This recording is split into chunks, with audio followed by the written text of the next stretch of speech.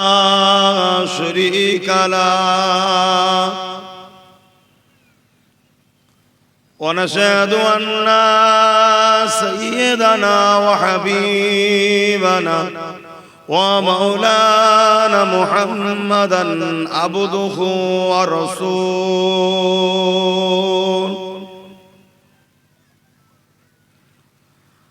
أما بعد فيا أيها الحاضرون رحمكم الله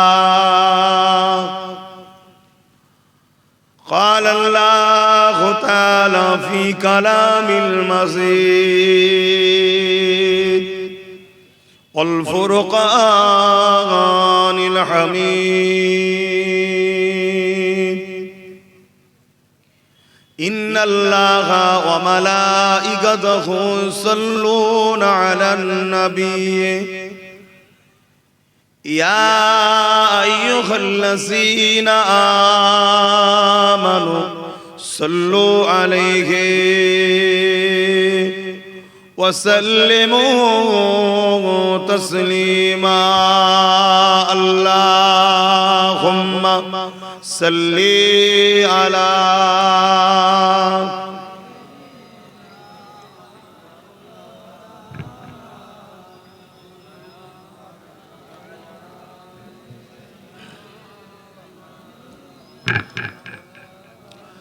আমার আব্বা জানেরা, বাপেরা, ভাইয়েরা, মায়েরা, বোনেরা, দরুদ আমাদের সবাইকে পড়তেই হবে। এটা আল্লাহর হুকুম।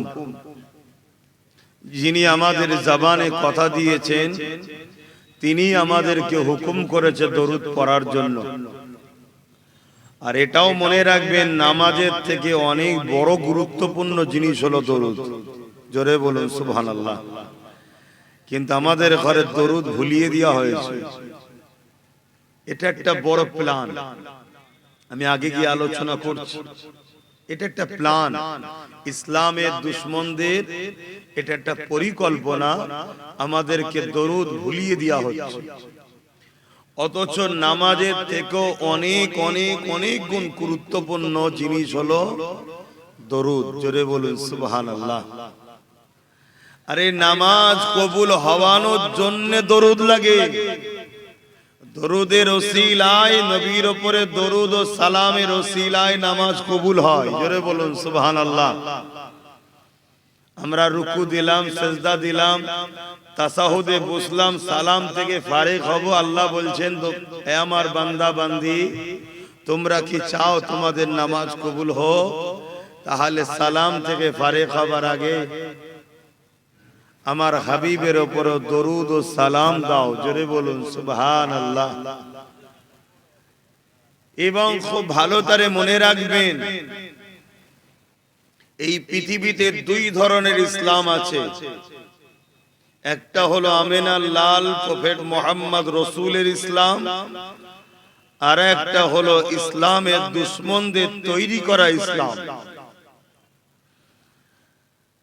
হ্যাঁ, আজকে এত বড় কথা আপনাদের কাটিয়ার, তাই তো নাকি, ফুটবল ময়দান, এখানে বলে যাচ্ছি ইসলাম দুই ধরনের। একটা হলো দোনো জাহানের সুলতান হযরত প্রফেট মুহাম্মদ রাসূল সাল্লাল্লাহু আলাইহি ওয়াসাল্লামের ইসলাম, আর একটা হলো নবীর ইসলাম থেকে সরল পিরান উম্মতকে সরাবার জন্য ইসলামের দুশমনদের তৈরি করা ইসলাম। মাদ্রাসা দুটো আছে, মসজিদ দুটো আছে, আজানও দুটো আছে, ইকামতও দুটো, নামাজিও দুটো, রোজাদারও দুটো, শুধু ইমানদার একটা হয়, এখানে দুটো হয় না। আমরা নিশ্চয়ই ইতিহাস পড়েছি, এজিদ বাহিনী আর হোসাইন বাহিনী।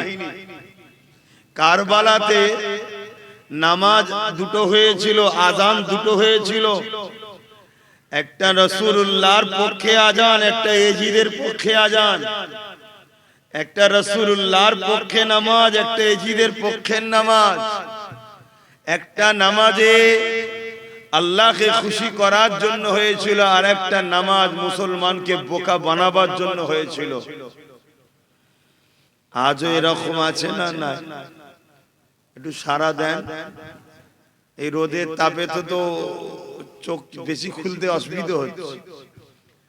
আপনারা তো পিছন দিক দিয়ে একটু আওয়াজ দেবেন। আজও এরকম আছে না? নাই। তার একটা নমুনা বলে যাচ্ছি, দরুদ পড়বে না, পড়তে চাইবে না, দরুদকে মিটাবার পরিকল্পনা করবে, এরা হলো নকল ইসলামের অনুসারী।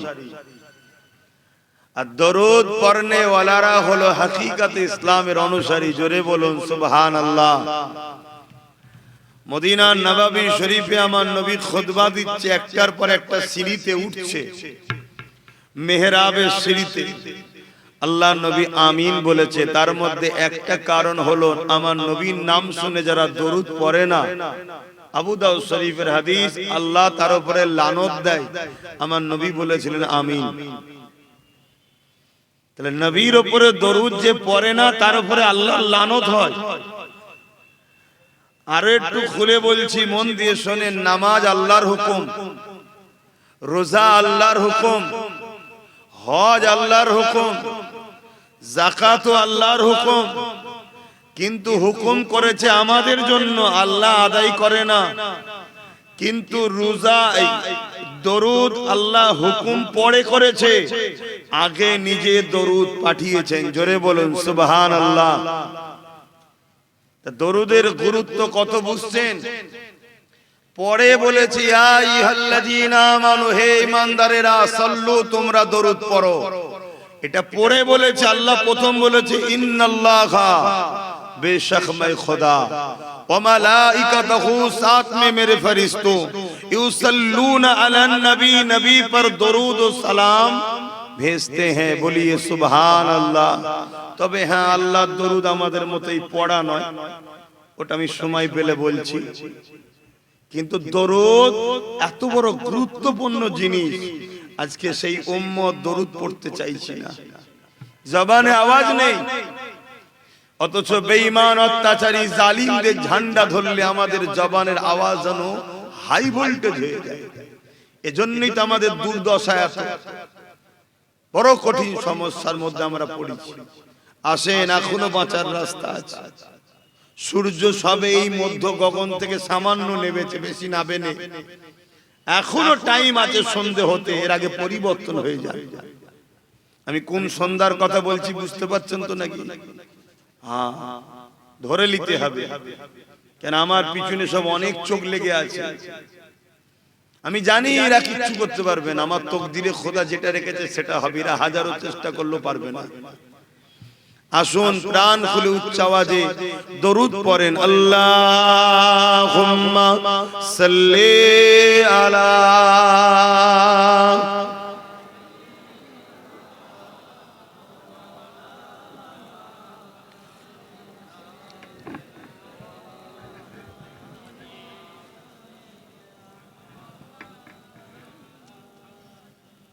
এটা কি সমস্যা বুঝতে পারছেন? নেবে যাচ্ছে। सदा है महशुर में लब्बाई लब्बाई, जहां उम्मतों ने पुकारा मोहम्मद, सदा है महशुर में लब्बाई लब्बाई, जहां उम्मतों ने पुकारा मोहम्मद, हमें जानो दिल से प्यारा मोहम्मद, मोहम्मद के गमों है हमारा मोहम्मद। अल्लाहुम्मा सल्ली अला,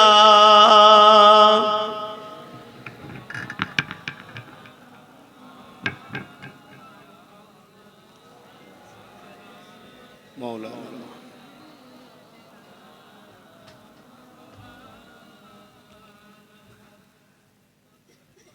मददगार जिसी का रसूले खुदा हो उसे और हिम्मत का परवाह किया है।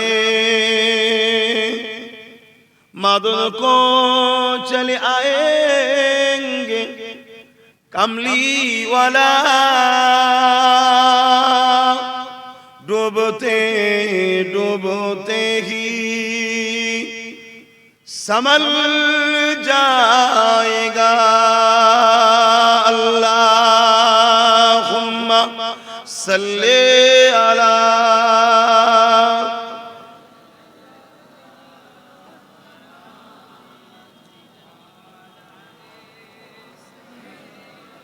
मौलाना। कलमे ला इलाहा इल्लल्लाह ला इलाहा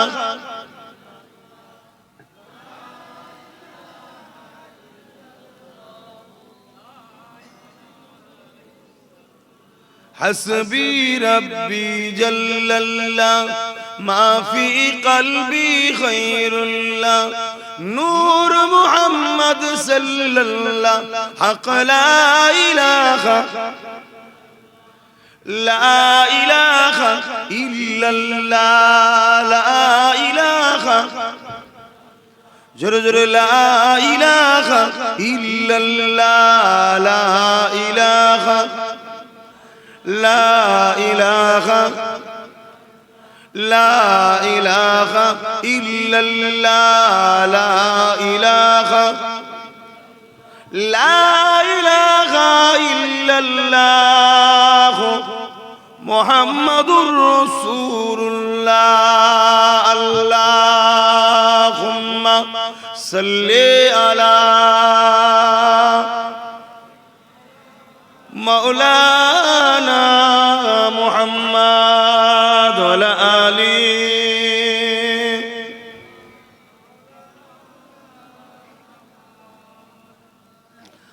وقال الله تعالى في كلام المجيد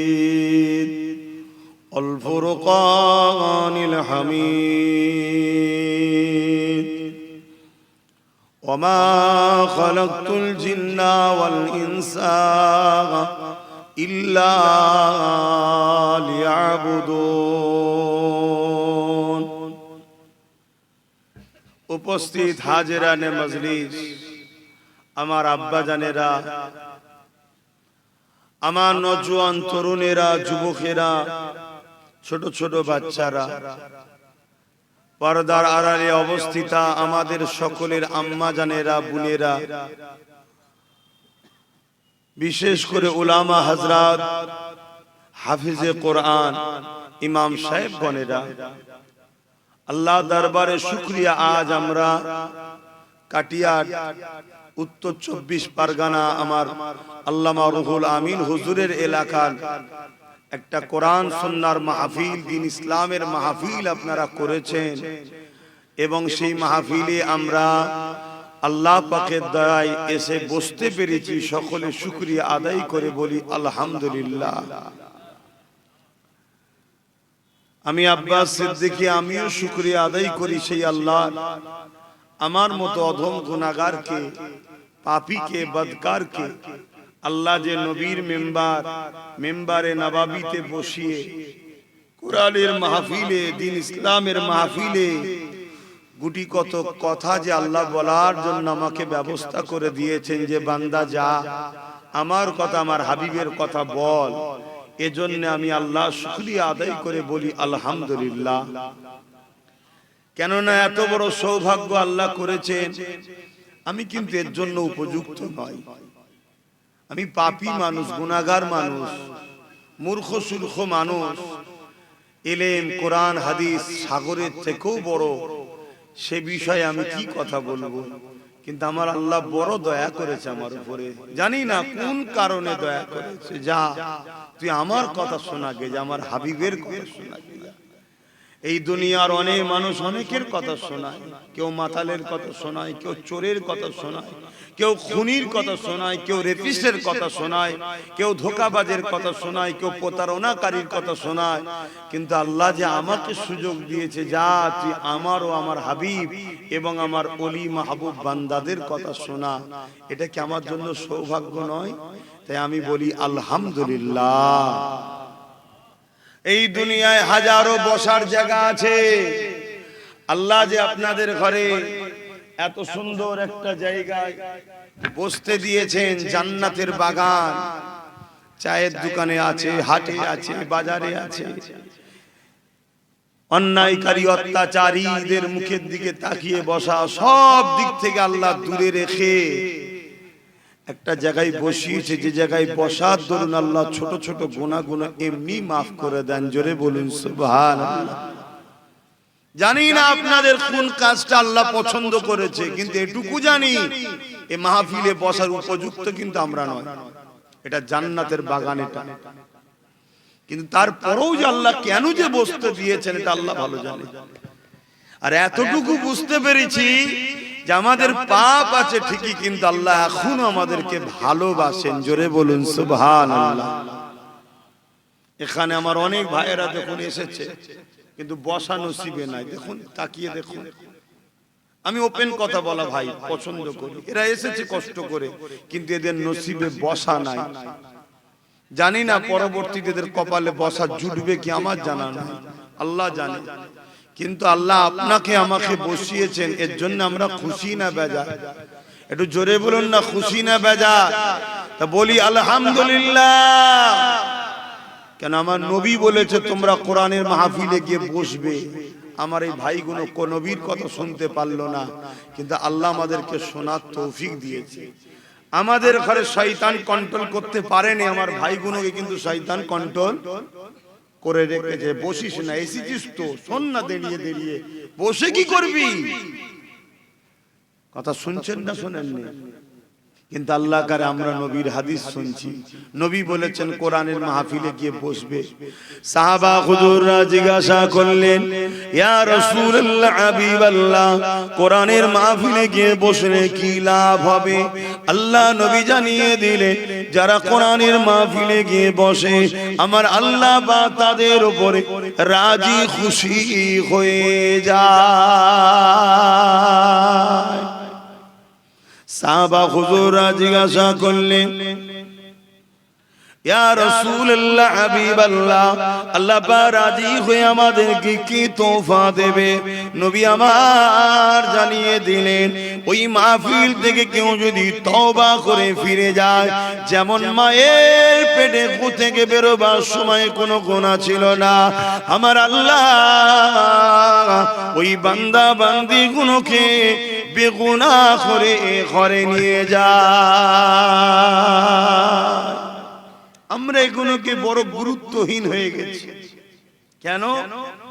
অনেক হচ্ছে, অনেক হচ্ছে, তাই এর গুরুত্ব আমাদের নাই। আর দ্বিতীয় নম্বর, আমরা সহজে মুসলমান, আমাদেরকে ইসলাম খুঁজে নিতে হয় না। আমার বাপ মুসলমান, আমার দাদু মুসলমান, আপনার আব্বা আম্মা, মা বোন, দাদা দাদি মুসলমান, এই বংশসূত্রে মুসলমান আমরা। হাকিকাতে যে ইসলাম কি জিনিস সেটা আমরা বুঝি না। হাকিকাতে যদি ইসলামকে আমরা বুঝতাম, তাহলে আমাদেরকে কোরআন সুন্নাত জায়গাতে যখনই কানে পড়তো যে আল্লাহ ও রাসূলের কথা হচ্ছে, খাবার যদি হাতও তোলে রেখে দিয়েও ছুটবে। কেন? খাওয়া কাল হবে, আজকে প্রেমের ইজহারটা করে এসেছি। জোরে বলুন সুবহানাল্লাহ। কিন্তু আমাদের সেই ঈমান, সেই প্রেম নাই। এটা বড় প্ল্যান মাফিক তৈরি করা হয়েছে। সাহাবা হুজুররা জিজ্ঞাসা করলেন, ইয়া রাসূলুল্লাহ, হাবিবাল্লাহ, হুজুর আর কি ফায়দা আছে? আল্লাহ নবী জানিয়ে দিলেন, যখন কোন জায়গায় দ্বীন ইসলামের আলোচনা হবে, কোরআনের আলোচনা হবে, আমি রাসূলুল্লাহ আমার আলোচনা হবে, ওই মাহফিলে যারা গিয়ে বসবে, আল্লাহ পাকের একদম রহমতের ফেরেশতারা তাদেরকে ডানা করে ছায়া করে বসে যাবে। তাদের তাদের জন্য দোয়া চাইতে থাকবে। যখন আখেরি দোয়া হয়ে যাবে ওই ফারিস্তাগুলো উড়ে উড়ে গিয়ে আল্লাহ পাকের আরশ আজিমে নিচে সিজদায় পড়ে যাবে। আল্লাহ পাক জিজ্ঞাসা করতে থাকবে, ওরে আমার ফারিস্তারা দুনিয়া জমিন থেকে কি দেখে এলে বলো।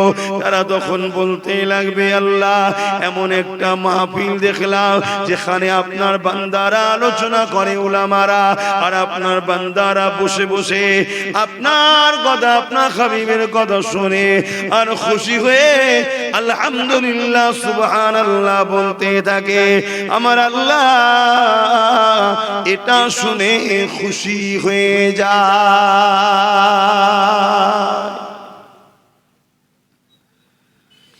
এ নওজওয়ানেরা, আল্লাহ পাক ওই সময় বলেন, ওরে আমার ফারিস্তারে, ওরা কি শুধু আমার আলোচনা শুনে শুনেই চলে গেল নাকি না আমার কাছে কোনো আরজু রেখেছে? ওই সময় ফারিস্তারা বলতে লাগে, ও রব্বি আল্লাহ পাক, ওরা আপনার কাছে জাহান্নাম থেকে নাজাত চেয়েছে, জান্নাতের জন্য আশা করেছে। আমার আল্লাহ জানিয়ে দেয়, ওরে আমার ফারিস্তারে তোরা সাক্ষী থেকে যা, আমি আল্লাহ ওদের জন্য জাহান্নাম আর রাখবো না, আমি আল্লাহ ওদেরকে জান্নাতি বানিয়ে দিব। আরো জোরে বলুন সুবহান। না জানি কোন মাহফিলটা কবে কবুল হবে আমাদের কারো জানা আছে? এক কথা বলুন, যদি একটু বসে যায়, একটু জুড়ে যায়, আর যদি কবুল হয়ে যায় কপাল খুলবে না? খুলবে না। কিন্তু কপাল যদি ফাটা হয়, হাজার বোঝালো পরিবর্তন হবে? হবে না। আর কপাল যদি থাকে, ভুল হয়, বাড়িতে দেখবেন ধুলো পড়ে, জন জঙ্গল হয়ে যায়, তার জন্য একটু পরিষ্কার করলেই কিন্তু চকচকে হয়ে যায়। আর যদি বাড়ি না থাকে, কথা কিছু বুঝাতে পারছি আপনাদের? একটু সরাসরি দেবেন, একটু সরাসরি দিলে ভালো লাগবে। আগে জলসা করতাম 8 মাস, যত বিরোধী বাড়ছে দেখছি জলসাও বাড়ছে, পেরেশান হয়ে যাচ্ছে। আগে আষাঢ় শ্রাবণ ভাদ্র এসব জলসা করতাম না, কথা বুঝে আসছে। জ্যৈষ্ঠী মাস পর্যন্ত জলসা করতাম, বা জ্যৈষ্ঠী মাসের আদা আদি, তারপর জ্যৈষ্ঠী মাসে আদা আদি, ওইদিকে আশ্বিন মাসের আদা আদি, এই 4 মাস জলসা করতাম না। জ্যৈষ্ঠী থেকে শুরু করুন আদা আদি, আষাঢ় শ্রাবণ ভাদ্র আশ্বিনের অর্ধেক, 4 মাস জলসা করতাম না, 8 মাস জলসা করতাম। এখন দেখছি 10 মাসের জলসা 2025-26 অলরেডি হয়ে গেছে, এখনো 2 মাস বাকি আছে। ভাদ্র অর্ধেক অর্ধেক, আর শ্রাবণটা পুরো বাকি আছে। কথা বুঝছেন তো নাকি? মানে বর্ষা তো আর বাদ যাচ্ছে না। তা একটু সরাসরি দিলে ভালো লাগবে, আর না হয় আর ভালো লাগছে না। কষ্ট নিচ্ছেন নাকি? তাহলে এত বড় সৌভাগ্যের জায়গা, কিন্তু আমার কওমেরই এক শ্রেণীর যুবক ছেলে, ভালো ছেলে, তারা কিন্তু কপাল এমন হয়েছে, তারা গানে বসে, যাত্রায় বসে, ফাংশনে বসে, দোকানে বসে, চায়ের দোকানে বসে, কাফের নেতা, বেঈমান নেতা, ঘুষখোর নেতা, জালিম নেতা, চরিত্রহীন নেতা, তাদের কাছে বসে বসে বসে বসে এমন একটা অভ্যাস হয়ে গেছে, আল্লাহ ওদেরকে কোরআনের মাহফিলের বসতে দিচ্ছে না। শুনছেন তো নাকি? কিন্তু আল্লাহ শুকরিয়া আদায় করি, আমাদের জিন্দেগিতে ভুল আছে ঠিকই, কিন্তু আল্লাহ এখনো ভালোবাসে, তার নমুনা আমরা বুঝতে পেরেছি। জোরে বলুন সুবহানাল্লাহ। তো যাই হোক, এই মাহফিল একটু আলোচনা করলাম, কেন ধুলো যদি কারো পড়ে থাকে, শোনার পরে যদি হিদায়েত হয়, এজন্য একটু মাহফিলে বললাম। কিন্তু আজকের বিষয় আমি আলোচনা করব একটা বিষয়ের উপরে। পৃথিবীতে দুটো দল আছে, একটা রহমানের দল, একটা ইবলিস শয়তানের দল। উভয় দলেই কিন্তু বাপ আদমেরই ছেলে মেয়েরা আছে। দল দুটো, কিন্তু যত মানুষ আছে সবই বাপ আদম মা হাওয়া। অনেকের ধারণা বা বিশেষ করে আমার দেশের মিডিয়া তো এখন প্রচার হয় দেখেছি যে ইসলাম নাকি ১৫০০ বছরের। আমার কওমেরই অনেক ছেলেদের জানা না ইসলাম কবে থেকে। তা ইসলামকে অনেকে ক্রিটিসাইজ করে যে ১৫০০ বছরের। কেউ বলে আমরা এত বছর, আমরা এত বছর। ভাই তুই কত বছর তোর নিয়ে থাকবে যা, আমার তোর বিরুদ্ধে কোনো মন্তব্য নাই, কিন্তু আমার ইসলামকে নিয়ে এরকম মিথ্যা প্রচার করছো কেন? ভালো লাগে না, মানো না, সেটা তুমি জবাব সৃষ্টিকর্তার কাছে গিয়ে দেবে। কিন্তু আমি তো ভালোবাসি, আমার ভালোবাসায় তুমি আঘাত দিচ্ছ কেন? কই আমরা তো কখনো কারো ভালোবাসায় আঘাত দিই না। কিন্তু আজ আমি আপনাদের জানিয়ে দিই ইসলাম কবেকারের। ইসলাম পৃথিবীতে সর্বপ্রথম দু জায়গায় এসেছিল একসাথে। যখন এই পৃথিবীতে কোনো মানুষ ছিল না, এই পৃথিবীতে দ্বিতীয় তৃতীয় কোনো লোক ছিল না, এই পৃথিবীতে দুজন মানুষের দ্বারা ইসলাম এসেছিল, তৃতীয় জন কেউ ছিল না। মানুষ যখন নেই তাহলে ধর্ম থাকার তো প্রশ্নও নেই। ধর্ম গরু ছাগলের জন্য না মানুষের জন্য? একটু আওয়াজ দেবেন। তাহলে ৩ নম্বর কোনো মানুষ ছিল না, দুটো মানুষ এসেছিল এই পৃথিবীতে, আর দুজনই ছিলেন ইসলামের অনুসারী। জোরে বলুন সুবহানাল্লাহ। একজন এসেছিলেন আমার ভারতবর্ষে, আর একজন এসেছিলেন জাজিরাতুল আরব, আমার নবীর মাতৃভূমিতে। জোরে বলুন সুবহানাল্লাহ। ভারতবর্ষে এসেছিলেন আব্বাজান আদম সফিউল্লাহ, ইসলামের অনুসারী ছিলেন। ইসলামের প্রথম কথা হলো লা ইলাহা ইল্লাল্লাহ, নেই কোনো ইলাহা এক আল্লাহ ছাড়া। বাপ আদম ছিলেন একত্ববাদ, এক আল্লাহর উপাসনাকারী। জোরে বলুন সুবহানাল্লাহ। একসাথেই এসেছিলেন জাজিরাতুল আরব, আমার নবীর দেশে। ওখানে এসেছিলেন মা হাওয়া, বাপ আদম আলাইহিস সালামের স্ত্রী, পৃথিবীর প্রত্যেকটা মানুষের আম্মা জান। তিনি এসেছিলেন ওখানে, ওখানেও তিনি এসেছিলেন ইসলাম নিয়ে, ইসলামের অনুসারী ছিলেন। তিনিও মানতেন লা ইলাহা ইল্লাল্লাহ, একত্ববাদের বিশ্বাস করতেন। জোরে বলুন সুবহানাল্লাহ। কিন্তু যুগে যুগে এই বাপ আদমের সন্তানদের মধ্যে আস্তে আস্তে যখন বিস্তার শুরু হলো, এই সন্তানদের মধ্যে দুটো দল হয়ে গেল। বাপের ছেলেদের দুটো দল হয়ে গেল। একটা দল শয়তান ইবলিসের দিকে চলে গেল, আর একটা দল রহমান আল্লাহর দিকে লইল। জোরে বলুন সুবহানাল্লাহ। ইবলিসের দিকে যারা গেছে তারা যুগে যুগে চেয়েছে রহমানের থেকে, আল্লাহর দলের থেকে আল্লাহর দলের বান্দাগুলোকে সরাবার জন্য চেষ্টা করেছে, সব সময় চেষ্টা করেছে। আর আমার আল্লাহ কোরআনে বলেছেন, তোমরা কি মনে করো আমি তোমাদেরকে এমনি এমনি জান্নাত দিয়ে দেব পরীক্ষা ছাড়া? আর আল্লাহ আমাদেরকে পরীক্ষা নেবেন বলে বারবার, বেশিরভাগ সময় ক্ষমতাটা ইবলিস শয়তানের অনুসারীদের হাতেই ছিল। আর আল্লাহ আমাদের পরীক্ষা নিয়েছে যুগে যুগে। আজ আমার পৃথিবী জুড়ে কেউ কোরআনের বিরুদ্ধে, কেউ ইসলামের বিরুদ্ধে, কেউ আল্লাহর বিরুদ্ধে, কেউ রসুলের বিরুদ্ধে বিভিন্ন জায়গায় নানা রকম নোংরা মন্তব্য করছে।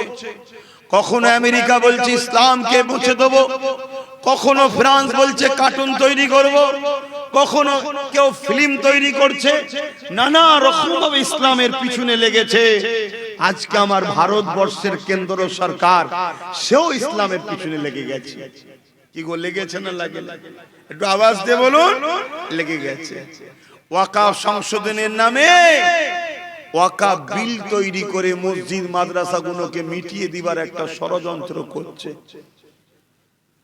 এটা নতুন নয়, যুগে যুগে ইসলামের দুশমন অনেকেই ছিল, তবে দুই শ্রেণীর মানুষ সব থেকে বেশি ইসলামের দুশমন ছিল। পয়েন্টগুলো মনে রাখবেন, আপনাদের কাজে লাগবে আগামী দিন। 2013-14 যা আল্লাহ বলিয়েছিল আজকে তাই ঘটছে। আজকে যা বলছি ইনশাআল্লাহ আগামীতেও ঘটবে। কেন? মুখ আমার, কথা কিন্তু আমার নয়, কথা আল্লাহ ও রাসূলের। ইসলামের যুগে যুগে দুই শক্তি সবথেকে বড় দুশমন ছিল, আরো অনেকে ছিল। এক শক্তি হলো জালিম শাসক। এক শক্তিকে একটু বলুন, জালিম শাসক। কেন জালিম শাসকরা ইসলামের বিরুদ্ধে লেগেছে? কেন ইসলাম সর্বসময় জুলুমের বেখেলাফ। ইসলাম সর্বসময় মানুষকে জালিমদের বিরুদ্ধে সংগঠিত হওয়া শেখায়। ইসলাম সর্বসময় অসহায়ের পক্ষে, মজলুমের পক্ষে দাঁড়ায়। তাই জালিম হুকুমতরা কখনো চায় না যে ইসলাম কখনো মাথা তুলে দাঁড়াতে পারে, লোক ইসলামকে জানুক। তাই জালিম হুকুমতরা সর্বসময় চেয়েছে ইসলামকে মিটাবার জন্য। কি করে মিটাবে? এদের হাতিয়ার হয়েছে ধর্মের নামে মুনাফিক উলামারা। এই শুনছেন তো নাকি? এদের সবথেকে বড় হাতিয়ার ধর্মের নামে মুনাফিক উলামারা। আমার কথা নয় আব্বা, আমার নবীর কথা।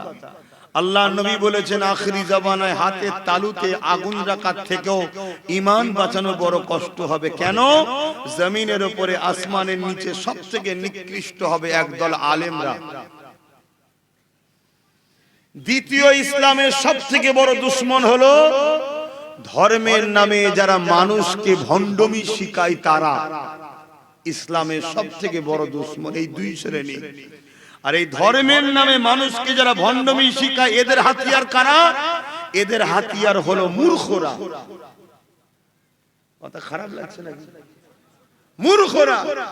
যেমন আজকে আমরা দেখছি একদল মূর্খ ভালোভাবে হেঁটে হেঁটে আসছে আর মসজিদের সামনে এসলেই নাচানাচি শুরু করে দিচ্ছে।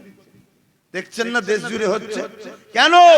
এদের মাথায় ওই ধর্মগুরুরা গোবর ঢুকিয়ে দিয়েছে।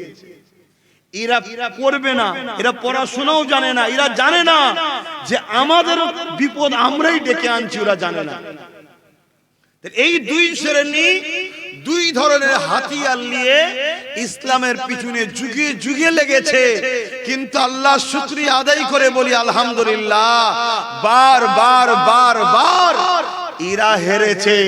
ইসলাম ছিল, আছে, কিয়ামত পর্যন্ত থাকবে। জোরে বলুন সুবহানাল্লাহ, আরো জোরে বলুন সুবহানাল্লাহ। এদের দুজনের হাতে যুগে যুগে চার পাওয়ার ছিল। ম্যান পাওয়ার, পৃথিবীর সব থেকে বড় বড় পাওয়ার এগুলো তো নাকি? ম্যান পাওয়ার, মানি পাওয়ার, ম্যান্ডেট পাওয়ার, অর্থাৎ এরা সবাই একত্রিত সংগঠিত। এদের নিজেদের মধ্যে পদ নিয়ে ঝগড়া হলো, ইসলামকে মিটাবার বেলা এরা সব কটা এক জায়গায়। দেখছেন না প্যালেস্টাইনের বিরুদ্ধে সব কটা শিয়াল এক জায়গায় হয়েছে? এ কথা শুনছেন না শোনেন না? হ্যাঁ, একে বলে ম্যান্ডেট পাওয়ার। এবং এদের কাছে সর্বসময় রাজ ক্ষমতা, অস্ত্র পাওয়ারও ছিল। আজকে দেখুন না আমেরিকা সুপার পাওয়ার, পৃথিবীর সুপার পাওয়ার গুলো এক জায়গায় হয়েছে প্যালেস্টাইনকে মিটাবে, কিন্তু প্যালেস্টাইনকে মিটাতে পারছে? জোরে বলেন, কেন পারছে না? এদের হাতে পারমাণবিক শক্তি আছে, প্যালেস্টাইনবাসীর কাছে চামগুলতি আছে। এদের হাতে ট্যাঙ্কার আছে, প্যালেস্টাইনবাসীর কাছে পাথর আছে। এদের কাছে জেট বিমান আছে, প্যালেস্টাইনবাসী খালি পায়ে হাঁটছে। এরপরও প্যালেস্টাইনবাসীর কাছে পারছে না কেন? সব পাওয়ার এদের কাছে থাকার পরও ওদের সঙ্গে পারে না কেন? শুনে রেখে দাও, যুগে যুগে ইসলামের দুশমনদের কাছেই রাজ ক্ষমতা ছিল, ম্যান্ডেট পাওয়ার ছিল, ম্যানি পাওয়ার ছিল, অস্ত্র পাওয়ার ছিল, ম্যান পাওয়ার ছিল, তাও পারে না। কেন পারে না? ইসলামের অনুসারীদের হৃদয়ে একটা পাওয়ার আছে যেটাকে বলা হয় সিনার পাওয়ার। এই পাওয়ার কাছে পৃথিবীর সব পাওয়ার পরাজিত বারবার হয়েছে। জোরে বলুন সুবহানাল্লাহ, আরো জোরে বলুন সুবহানাল্লাহ। ওই পাওয়ারটাকে বলা হয় ঈমানের পাওয়ার। কি পাওয়ার? ঈমানের পাওয়ার।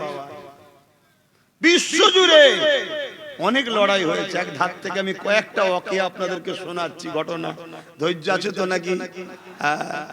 শুধু আমার নবীর বেলায় হয়েছে তা নয়, সমস্ত নবীদের বেলায় হয়েছে।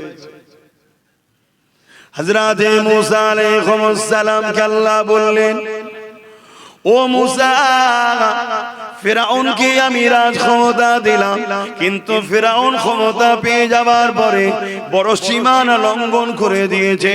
ও আমি আর বিরোধিচার করতে লেগেছে, গরিব গুলোকে জুলুম করতে লেগেছে, মানুষগুলোকে হত্যা করতে লেগেছে, এমনকি নিজেকে খোদা পর্যন্ত দাবি করে দিয়েছে। ও হযরত মুসা, আপনি যান, ওকে যে সঠিক মেসেজটা দেন, ওকে গিয়ে সঠিক মেসেজটা দেন। ইসলামের সিস্টেম হলো কেউ যদি ভুল করে তাকে একবার শিখাও, দুবার শিখাও, তিনবার বলো যে তুমি ভুল করছো। যদি না শুনে চতুর্থবার তার জন্য মোকাবেলার জন্য তৈরি হও। শুনছেন তো? আমার দেশের কেন্দ্র সরকারও যদি ভুল করে একবার বুঝাবো, দুবার বুঝাবো, তিনবার বুঝাবো, চতুর্থবার নয়। নিজের অধিকারের জন্য সংগ্রাম করতে হবে। শুনছেন তো নাকি? হযরত মুসা আলাইহিস সালাম আল্লাহ রাব্বুল আলামিন যখন হুকুম করে দিলেন, তিনি দেখতে লেগেছেন ফেরাউনের কাছে রাজ ক্ষমতা রয়েছে, ফেরাউনের কাছে অর্থ পাওয়ার আছে, ফেরাউনের কাছে ম্যান পাওয়ার আছে, ফেরাউনের কাছে রাজ ক্ষমতা আছে, ফেরাউনের কাছে অস্ত্র পাওয়ার আছে। আমি মুসা, আমার ভাই হারুন ছাড়া আমার পাশে কেউ নেই। এই জায়গাতে ফেরাউনের মোকাবেলা আমি মুসা কেমন করে যাব? তাই মুসা আলাইহিস সালাম আল্লাহ পাকের কাছে কি দোয়া চেয়েছিলেন শোনে। ও রব্বি আল্লাহ, আপনি আমার সিনাতে সিনার পাওয়ার দিয়ে ভরিয়ে দেন। এ থেকে কি বুঝলেন? যে যে কোনো জালিমের মোকাবেলা করতে গেলে কোন পাওয়ার লাগবে? জোরে বলুন। অত্যাচারী যত বড় শক্তিশালী হোক, কামিয়াবি হতে গেলে কোন পাওয়ার লাগবে? সিনার পাওয়ার। আল্লাহর কাছে বলে, আল্লাহ আপনি আমায় সিনাতে পাওয়ার দেন, আমার পিছনে লোক দেন, অস্ত্র দেন, এসব নয়, সিনাই পাওয়ার দেন। হযরতে মুসা আলাইহিস সালাম চলে গেলেন, ফেরাউনের কাছে গিয়ে দাওয়াত দিচ্ছে, নায়ের মেসেজ দিচ্ছে। ফেরাউন রেগে লাল, মুসা নবীকে অনেক ক্ষতি করার চেষ্টা করছে, কোনো দিক দিয়ে পারেনি। বলুন সুবহানাল্লাহ। আমি সংক্ষেপ সংক্ষেপ করে বলছি। এমন সময় ফেরাউন ঠিক করলো মুসা নবীকে জাদুকর দিয়ে ধ্বংস করে দেবো, ক্ষতি করব জাদুকর দিয়ে। আর জাদু সাহারা যারা নেয় তারা জালিম হয়। তারা কি হয়? জালিম হয়। তো ফেরাউন ৭০,০০০ জাদুকরকে দাওয়াত দিয়েছে, রাজ দরবারে খাওয়া দাওয়া হয়েছে। মুসা নবীর মোকাবেলায় লাগবে ৭০,০০০ জাদুকর। ৭০,০০০ জাদুকর একটা করে রশি নিয়ে এসেছিল, দড়ি ছেড়ে দিয়েছে, সব সাপ হয়ে গেছে। মুসা নবীর হাতে লাঠি ছিল। আল্লাহ বলল, মুসা তোমার আশা লাঠিটা ছেড়ে দাও। মুসা নবী যেই ছাড়লেন, বিশাল বড় একটা অজগর সাপ হয়ে গেল। জোরে বলুন সুবহানাল্লাহ। এই নওজোয়ান তরুণেরা, মুসা নবীর হাতের লাঠিটা যে অজগর সাপ হলো, ওই সাপ একটা একটা করে জাদুঘরের সাপগুলোকে খেতে লেগেছে। কিন্তু এখানে একটা মজার বিষয় আপনাদেরকে জানিয়ে দিই, জাদুঘররা ৭০,০০০ রশি ছেড়েছে, ৭০,০০০ সাপ হয়ে গেছে। মুসা আলাইহিস সালাম লাঠি ছেড়েছে, ওই লাঠিটা সাপ হয়ে গেছে। কিন্তু অবাক করা বিষয় হলো, মুসা নবী যখন এই লাঠিটা ছেড়েছে, মুসা নবীর লাঠি যখন সাপ হয়ে গেছে, ৭০,০০০ জাদুকর উঠে এসে যাদেরকে ফেরাউন দাওয়াত দিয়েছিল, ফেরাউন যাদেরকে আপ্যায়ন করেছে, খাইয়েছে, ওই ফেরাউনের ভয় ছেড়ে দিয়ে, ফেরাউনের অস্ত্রের ভয় ছেড়ে দিয়ে, ফেরাউনের সৈন্যের ভয় ছেড়ে দিয়ে ওই ৭০,০০০ জাদুকর মুসা নবীর হাতে হেঁটে ঈমানের কলেমা পড়ে মুসলমান হয়ে যায়। এ যুবকেরা, তরুণেরা, আমার আব্বা জানেরা, কারণটা কি? এ নওজওয়ানেরা, দুনিয়ার রং তামাশায় তোমরা আল্লাহ ও রাসূলকে ভুলে গেলে, এটা তোমার আমার জন্য ধ্বংসের কারণ হবে। যারা আল্লাহ ও রাসূলকে চিনেছে, পৃথিবীর তাবৎ শক্তি মিটে গেছে, তাদেরকে মিটাতে পারেনি। হযরতে মুসা আলাইহিস সালাম সাথে করে ভাই হারুনকে নিয়ে গেল ৭০,০০০ জাদুকর জাত দিকে, সৈন্য সামন্ত জাত দিকে, ক্ষমতা পৃথিবীর জাত দিকে। সেই ফেরাউনের দরবারে ৭০,০০০ জাদুকর মুসা নবীর লাঠি ছাড়ার পরে, ওই সাপ হয়ে যাবার পর সঙ্গে সঙ্গে এসে ইমানের কলেমা পড়ে মুসলমান কেন হয়ে গেল? জাদুকররাও তো রশি ছেড়েছে, সাপ হয়েছে, তাহলে কেন কলেমা বললো? শুনে রেখে দাও, জাদু কাকে বলে, মুজিজা কাকে বলে। যুবকেরা, ৭০,০০০ জাদুকর দেখতে লেগেছে আমরা যে রশিগুলো ছেড়েছি, এই রশিগুলো সাপ হয়নি, রশি আছে। জনগণ সাপ দেখছে, আমরা যে রশিগুলো ছেড়েছি ওই দড়িগুলো রশিগুলো রশি আছে, সাপ হয়নি। জনগণের চোখে ধোঁকা দেওয়া হয়েছে, জনগণ দেখছে গুলো সাপ, কিন্তু জাদুঘর গুলো দেখতে লেগেছে মুসা নবী যে লাঠিটা ছেড়েছে ওটা সত্যিকারের আর লাঠি না, মুসা নবীর মজে যায় আল্লাহ পাক তাকে সত্যিকারেরই সাপ বানিয়েছে। আরো জোরে বলুন সুবহান। আমাদের যুবকরা বাজারে বসে বসে চমৎকার দেখে, ভিড় করে না? হ্যাঁ, কাগজ এখান দিয়ে খাচ্ছে, অন্য জায়গা দিয়ে বার করছে, দেখাচ্ছে। এগুলো জাদু, চোখের ধোঁকা, মিথ্যা এগুলো। আর তোমার আমার নবী রাসূলুল্লাহ কি করেছে সেগুলো শুনবে না? সেগুনের বেলায় তোমাদের পাওয়া যায় না, তোমরা বলছো আমরা মুসলমান। আর এরকম ২ নম্বর মুসলমানকে মারার জন্যই তো আল্লাহ কোরআনে হুকুম দিয়েছে, আমি জালিমকে সরকার বানাবো, হুকুমত বানাবো, বসাবো। এখানে উলামারা রয়েছে অনেক, আল্লাহ কোরআনে গাওয়া দিচ্ছে। আমি হাফেজ নাই বলে সবসময় আয়াত আমার স্মরণ থাকে না। আর আমি শুধু ওয়াজ করি না বাপ, হাজার মাথায় বুঝা তুলে নিয়েছি। কথা বুঝে আসছে? হাজার বুঝা মাথায়, সব আর ধরে রাখতে পারছি না। কথা বুঝলেন? আল্লাহ পাক করাচ্ছেন, কার দ্বারা কি করান আল্লাহ ভালো জানেন। দিন তো আমার নয়, দিন তো আল্লাহ ও রাসূলের। কার দ্বারা তিনি খেদমত করে নেবেন তিনি ভালো জানেন। কিন্তু মনে রাখবেন, দিন কখনো মিটাবার কোন মা এমন সন্তান পয়দা করতে পারেন আর পারবে না। কিন্তু দিন থেকে সরে গেছে যারা, দিন থেকে সরে গেছে যারা, তাদেরকে আল্লাহ মিটাবার জন্য জালিম হুকুমতকে বসিয়েছে যুগে যুগে। শুনছেন?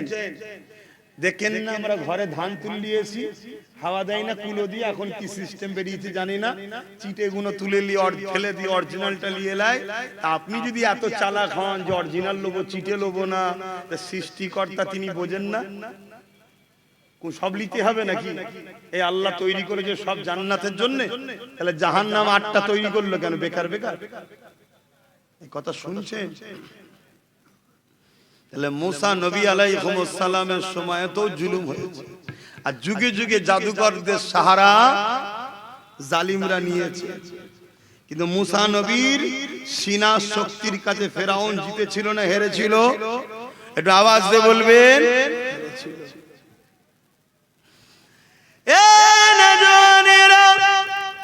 আল্লাহ নবী, নবী দয়া নবীর দিকে আগিয়ে এসি, আরে আমার নবীর উপর বারবার জুলুম অত্যাচার করেছে আবু জেহেল।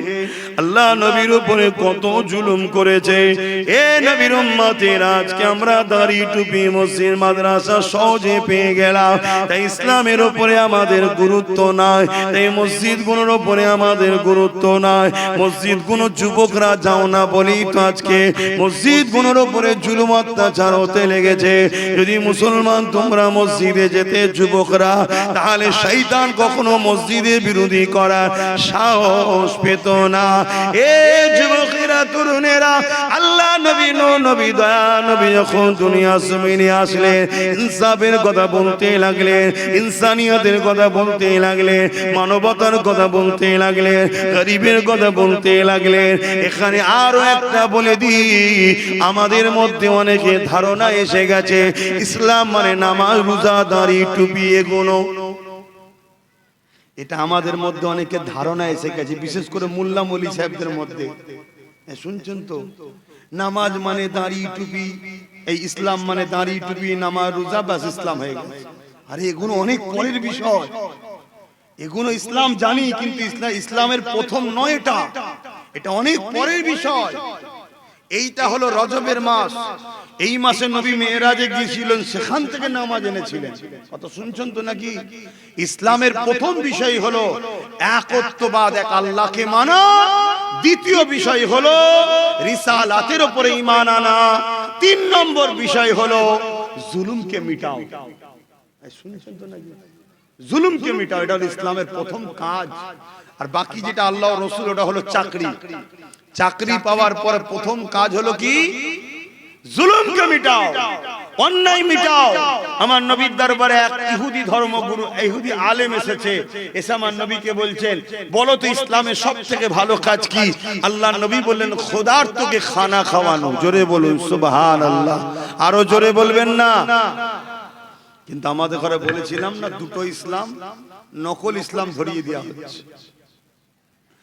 বাপেরা, নওজোয়ান তরুণেরা, আমার নবী পাকের উপরে আবু জেহেল অনেক অত্যাচার করতে লাগলো। এ যুবকেরা, কেন আবু জেহেল অত্যাচার করেছিল? আল্লাহ নবী ইনসাফের কথা বলে। আবু জেহেল তো মানুষকে লুটে রাখে, আল্লাহ নবী মানুষের হকের কথা বলে। আবু জেহেল তো মানুষকে লুটে রাখে, আল্লাহ নবী তো মুসলিমের পাশে দাঁড়ায়। আবু জেহেল তো জুলুম করে, আল্লাহ নবী তো নারীদের অধিকারের কথা বলে। আবু জেহেল তো নারীদের শোষণকারীদের পক্ষে, আল্লাহ নবী ইনসাফ ইনসানিয়াতের কথা বলে, মানব বন্ধনের কথা বলে, সম্প্রীতির কথা বলে, ভাতৃত্বের কথা বলে, গরিব এতিমদের পক্ষে কথা বলে। কথাই নবী আমার আল্লাহ জমিনের উপরে ইনসাফ ইনসানিয়াত প্রতিষ্ঠিত করার কথা বলে। আর আবু জেহেল মানুষকে বোকা বানিয়ে দিয়ে 360টা নকল খোদা দিয়ে তাদের দ্বারা জুলুম অত্যাচারের শাসন ব্যবস্থা তৈরি করেছে। এই জন্য আবু জেহেল আমার নবী পাকের বিরুদ্ধে লেগে গেল। শুধু আবু জেহেল উতবা সাইবা নয়, রোম আমার নবীর বিরুদ্ধে লাগলো, পারস্য আমার নবীর বিরুদ্ধে লাগলো। এমন করে পৃথিবীর সুপার সুপার পাওয়ার গুলো আমার নবী পাকের বিরুদ্ধে লেগে গেল। অথচ আমার নবী একা তাদের বিরুদ্ধে মোকাবেলায় দাঁড়িয়ে গিয়ে ইনসাফের বাণী, ন্যায়ের বাণী, মানবতার বাণী, সত্যের বাণী, আল্লাহ পাকের কোরআনের কথা মানুষকে শোনাতে লাগলো। এ যুবকেরা, তরুণীরা, বাপেরা, আমার নবী পাককে রুখতে আবু জেহেল পারছে না। আমার নবী পাককে নানান দিক দিয়ে কষ্ট দেয়। আমার নবী যখন আল্লাহকে সিজদা করে, আবু জেহেল আমার নবীর পিঠে পচা দুম্বা উটের ভুঁড়ি পর্যন্ত চাপিয়ে দেয়। আমার নবী পাককে মারার জন্য আবু জেহেল কুয়া পর্যন্ত খুঁড়েছে। আমার নবী পাককে এমন করে সোশ্যাল বয়কট করে দিয়েছে। এ যুবকেরা, তরুণেরা, এ নবী পাকের প্রেমিকেরা, কোন দিক দিয়ে আবু জেহেল রুখতে পারেনি। একজন, দুজন, তিনজন করে 39 জন আমার নবী পাকের হাতে হাত দিয়ে ঈমানের নূরে কলেমা পড়ে মুসলমান হয়ে গেছে। এ নওজোয়ান তরুণেরা, বাপেরা, কি করে রুখা যাবে? আবু জেহেল তার মন্ত্রী সবার একটা মিটিং ডেকেছে, সরদার লিডার নেতাদেরকে নিয়ে বসেছে। মুহাম্মদকে রুখতে হবে, মুহাম্মদ রাসূলকে রুখতে হবে। ওই সময় ইবলিস ছদ্মবেশে এসে আবু জেহেলকে পরামর্শ দিল, এই রুকার একটাই পন্থা হলো মুহাম্মদকে শহীদ করে দাও। নাউজুবিল্লাহ। কে দায়িত্বটা নেবে? কারো তো সাহস হতে লেগেছে না। কেন? সবাই জানে মুহাম্মদ রাসূলটাকে, এই সাহস কেউ নিচ্ছে না। কিন্তু একটা যুবক ছেলে দাঁড়িয়ে গেল, নাম তার ওমর ফারুক। তখন ফারুক ছিল না, কিন্তু আমাকে তো বলতে হবে। বুঝতে পারছেন তো? এই অসুবিধা হচ্ছে আপনাদের, মাইকের আওয়াজ শুনতে পাচ্ছেন? হ্যাঁ, আমি একটা মেসেজ দিতে চাইছি, একটু ধৈর্য ধরে শুনুন। হযরত ওমর ফারুক, তখন হযরতও ছিল না, ফারুকও ছিল না, কিন্তু আমাকে তো বলতে হবে। তখন শুধু ওমর ছিল, কিন্তু আমি ওইভাবে নাম বলতে পারবো না। কেন? ওনার জুতো ধুলো আমার চোখে সুরমা হলো, আমি ধন্য হব। জোরে বলুন সুবহানাল্লাহ। উনি এত শানওয়ালা হয়ে গেছে।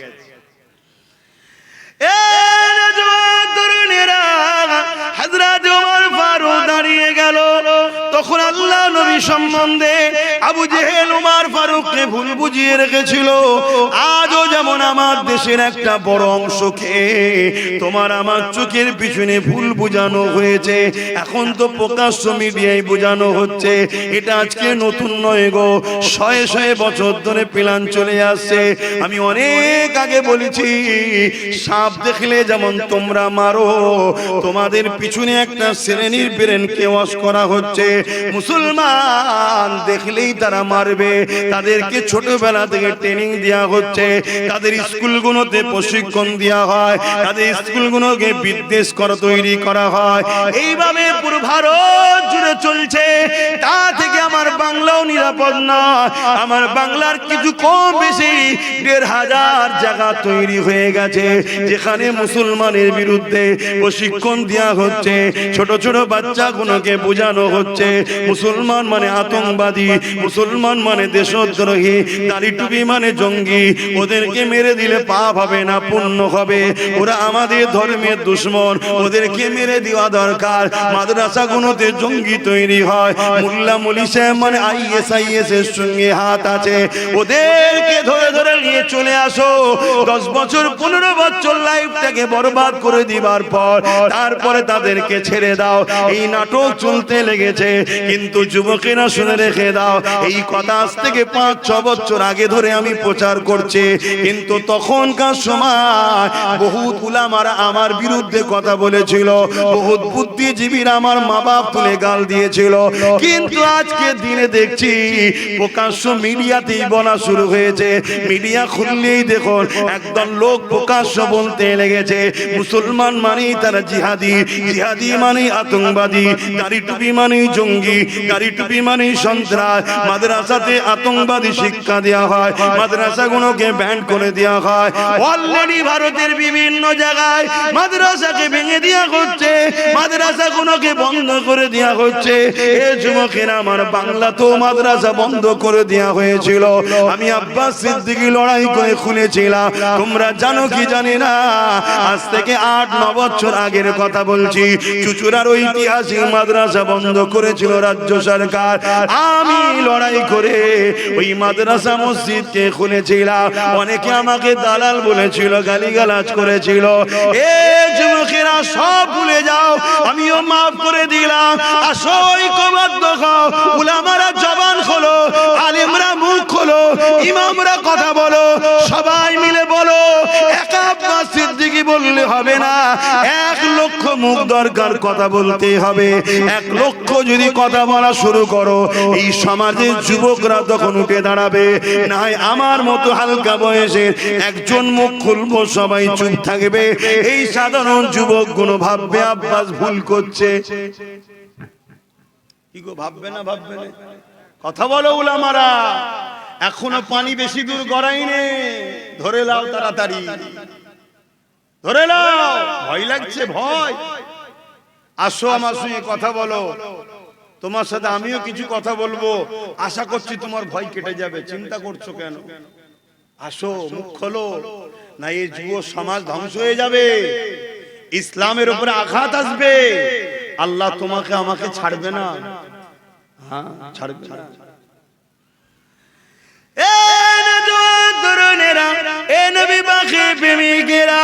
তোমার আমার পিছনে ষড়যন্ত্র চলছে গো, মানুষের প্রেরণ গুলোকে ওয়াশ করা হচ্ছে গো।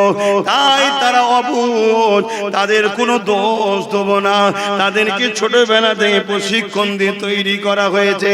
যেমন তুমি আমি তৈরি করেছি, বাবারা পুকুরের কাছে যাবি না, বাবা ডুবে যাবি, বাবারা সুদ খাবি না, বাবা হারাম খাবি না, বাবা বাবারা গরিবের মেরে খাবি না, গরিবকে লুটবি না, বাবারা মানুষকে সম্মান করবে, বড়দের সম্মান করবে, ছোটদেরকে স্নেহ করবে। যেমন তুমি আমি শিখাই, নবী শিখিয়েছে। হিন্দু হোক, দলিত হোক, আদিবাসী, সাঁওতাল হোক, যেই হোক, কেউ বিপদে বললে তার পাশে দাঁড়াবি, দেশকে ভালোবাসবি, খবরদার কারো মাল ঝেড়ে খাবি না। এগুলো তুমি এমন যেমন শিখায়। অপর দিকে তোমার আমার পিছনে একটা বিশাল অংশকে শিখানো হচ্ছে মুসলমানকে মেরে দিতে হবে, এদের বাঁচার অধিকার নাই, এরা দেশের দুশ্মন, গাদ্দার, এরা সন্ত্রাসবাদী, জঙ্গিবাদ। ছোটবেলা থেকে তোমার আমার বাচ্চা যেমন সাপের গায়ে হাত দিতে যায় না কেন, কামড়ে লেবে শিখিয়েছি, পুকুরে যায় না কেন, ডুবে যেতে পারে শিখিয়েছি, বড়দেরকে সম্মান করে যেমন শিখিয়েছি, তেমন তোমার আমার দুশ্মনরা তাদের বাচ্চাদেরকে শিখিয়েছে তোমাকে আমাকে মারার জন্য।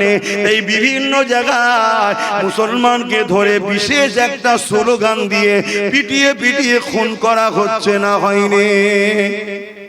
কথা বলছে না তো? আমি 4-5 বছর আগে থেকে চিল্লাচ্ছি, 4-5 বছর আগে থেকে চিল্লাচ্ছি। আর এই চিল্লানোর জন্যই তো এখানে আমার জলসা করতে দেয়নি, ওই মাঠে যে করেছিল। কিন্তু আল্লাহ আজকে তাদের সৎ বুদ্ধি দিয়েছে, বলুন আলহামদুলিল্লাহ। ভুল হতেই পারে মানুষের, জাগছে, পরিবর্তন হচ্ছে, এটাই বলুন আলহামদুলিল্লাহ, বলুন আলহামদুলিল্লাহ। আর আমি আমার ছেলেদেরকে প্রায় বলি, সবর কর, সবর কর। ধৈর্য এমন একটা জিনিস, ধৈর্যের সাথে পাহাড়ের যদি টক্কর হয়, পাহাড় ভেঙে চুরমার হয়ে যাবে। ধৈর্যশীলরা কখনো ভেঙে যায় না। জোরে বলুন সুবহানাল্লাহ। আসো আমার যুবকরা, ভুল মানুষ মাত্র হতে পারে, অস্বীকার করছি না, কিন্তু তওবা করো, পরিবর্তন হও, ভাবো, বোঝো।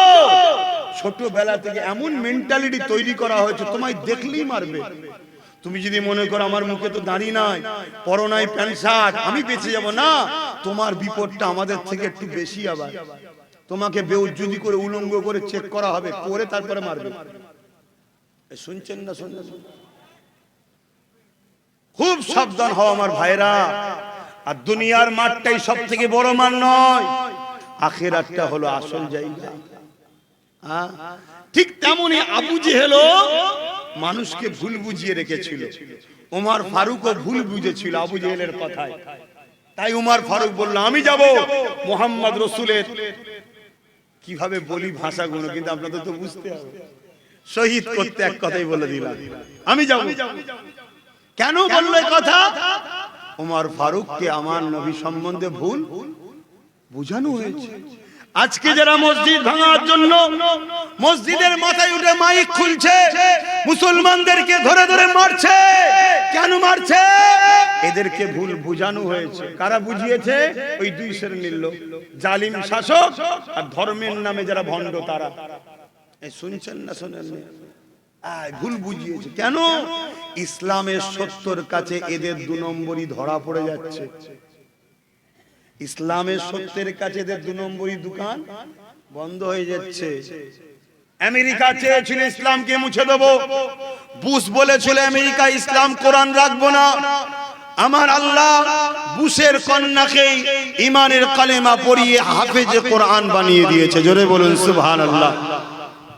ব্রিটেন চেয়েছিল, রাশিয়া চেয়েছিল, চীন চেয়েছে, ফ্রান্স চেয়েছে, ইউরোপ দুনিয়া চেয়েছে ইসলামকে মুছে দেব।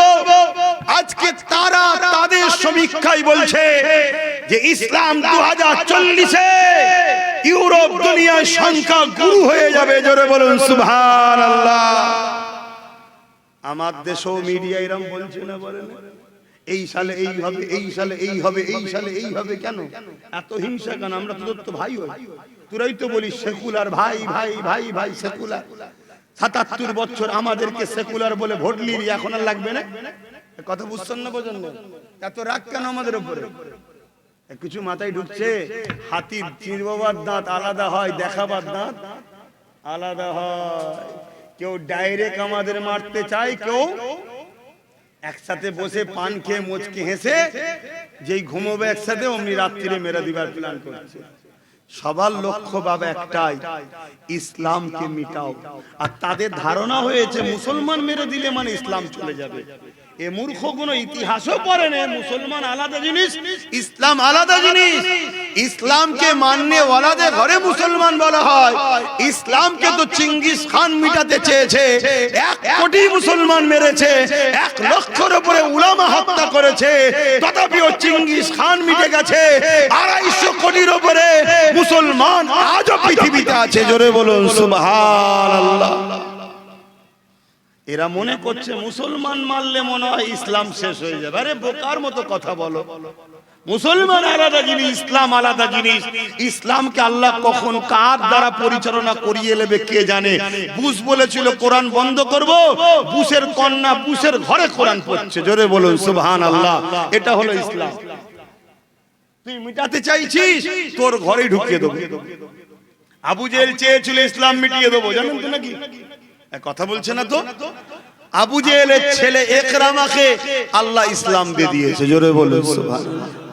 আমার ভারতবর্ষে বাবরি মসজিদে যে প্রথম আঘাত করেছিল সেও চেয়েছিল মিটিয়ে দেবো। আমার আল্লাহ তাকে বলছে তুই যখন প্রথম মেরেছিস আমার ঘরে, চল তুই কলমা পড়, পরে 100টা মসজিদ তৈরি কর। জোরে বলুন সুবহানাল্লাহ। সে মসজিদ করছে না, করে না? আরে ইসলাম আলাদা জিনিস রে জাহেল। ইসলামকে মিটাতে কখনো পারবি না, এ স্বপ্ন দেখিস না। আমাদেরকে হয়তো তোরা ক্ষতি করলে করতে পারবি, কেন আমরা তোদেরকে বিশ্বাস করেছি। তোরা গাদ্দারি করছিস আমাদের সাথে। কথা মাথায় ঢুকছে না? ঢোকে না? হ্যাঁ, 77 বছর তোদেরকে বিশ্বাস করেছি। তোরা শুধু জার্সি চেঞ্জ করেছিস আর আমাদের কাছে এসেছিস। আমরা ভাবিছি হয়তো এ গাদ্দার নয়, তুই ভালো। ও বাবা, তুই কিছুদিন পরে আবার তুইও গাদ্দারি করেছিস। আবার অন্য জার্সি এসছে, আমরা ভাবলাম হয়তো এক গাদ্দার নয়, আবার তুইও গাদ্দারি করেছিস। আবার কাউকে মনে করেছিস সেও গাদ্দারি করছে। সবার লক্ষ্য একটাই। শুনছেন তো নাকি? কষ্ট হচ্ছে। বাপেরা, নজওয়ান তরুণেরা, আবু জেহেল চেয়েছিল আমার নবী পাককে শহীদ করবে। হযরত উমর দাঁড়িয়ে গেল, এই কাজের দায়িত্ব আমি লব। আবু জেহেল মনে বড় খুশি হয়েছিল, কেননা অন্য কেউ দায়িত্ব নিলে এটা সাকসেসফুল হবে না। উমর কিন্তু দায়িত্ব নিয়েছে, অবশ্যই সে সাকসেসফুল করতে পারবে। এ যুবকেরা, তরুণেরা, কেন উমর ফারুকের মোকাবেলা করার তখন কারো ক্ষমতা ছিল না। উমর ফারুকের বিরুদ্ধে দাঁড়াবার কারো শক্তি ছিল না। এত বড় তিনি ক্ষমতাবান ছিলেন। অনেক বড় কথা, পুন পুনায়ের কাছে ওদিকে যাচ্ছি না, আমার নবী পাক এদিকে দোয়া করতে লেগেছে। ও রাব্বি আল্লাহ, উমর না আবু জেহেল দুজনের মধ্যে একজনকে আপনি হিদায়াত করে দিন আল্লাহ। আমার নবী পাকের হাতের দোয়া আল্লাহ পাক কবুল করে নিলে আমার আল্লাহ জানিয়ে দিল আবু জেহেল বড় বিয়াদব, ওর কপালে হবে না। খাত্তাবের বেটা উমরকে আমি কবুল করলাম। আর এদিকে উমর অস্ত্র নিয়ে বেরিয়েছে, অনেক উট ঘোড়া সোনা দানা নেবে বলে আমার নবী পাককে শহীদ করবার জন্য। কিন্তু আমার যখন বেরোই বলেছিল, এ আবু জেহেল 39 জন কলেমা পড়েছে, 40 আর হতে দেবো না। ফেরেশতারা আলোচনা করতে লেগেছে কি হবে কি হবে। উমর তো বলেছে 40 আর হতে দেবো না, মুহাম্মদ রাসূলকে শহীদ করে দেবো। আমার আল্লাহ আওয়াজ দিয়ে জানিয়ে দিল, হে আমার ফেরেশতারা চিন্তা করো না, আমি আল্লাহ উমর বলছে 40 হতে দেব না, আমি আল্লাহ উমরকেই 40 বানাবো। আরো জোরে বলুন সুবহান। আমার তো মাথায় ঢুকছে না। শিষ্যরা আজমির শরীফের নামে কেস করেছে, আর গুরু আজমির শরীফে চাদর পাঠাচ্ছে। বুঝতে পাচ্ছেন না? পাচ্ছেন? শিষ্যরা গরিবে নওয়াজের মাজারের বিরুদ্ধে কেস করেছে, জানেন তো নাকি? এই জানেন না? জানেন না? আর গুরু চাদর পাঠাচ্ছে কেন? গুরু জানে হিন্দুস্তানে টিকে থাকতে গেলে সুলতান হিন্দের কদমে মাথা রাখতে হবে। শুনছেন তো নাকি? না হয় গোড়া সমেত তুলে ফেলে দেবে। আরে কথা বলছে না তো, কাদের নিয়ে বললাম বলেন? একটু সাবধান। হ্যাঁ, আমি আব্বাস সিদ্দিকী দুনিয়ার কোন পাওয়ারের জোরে কথা বলি না। অনেকে ভাবতে পারে যে আপনি কি বলছেন, আমি যে হ্যাঁ এটাই বলছি। আরে দুনিয়ার কোন পাওয়ার নিয়ে আমি কথা বলি না, আমি কথা বলি রহমানের পাওয়ার নিয়ে। জোরে বলুন সুবহানাল্লাহ।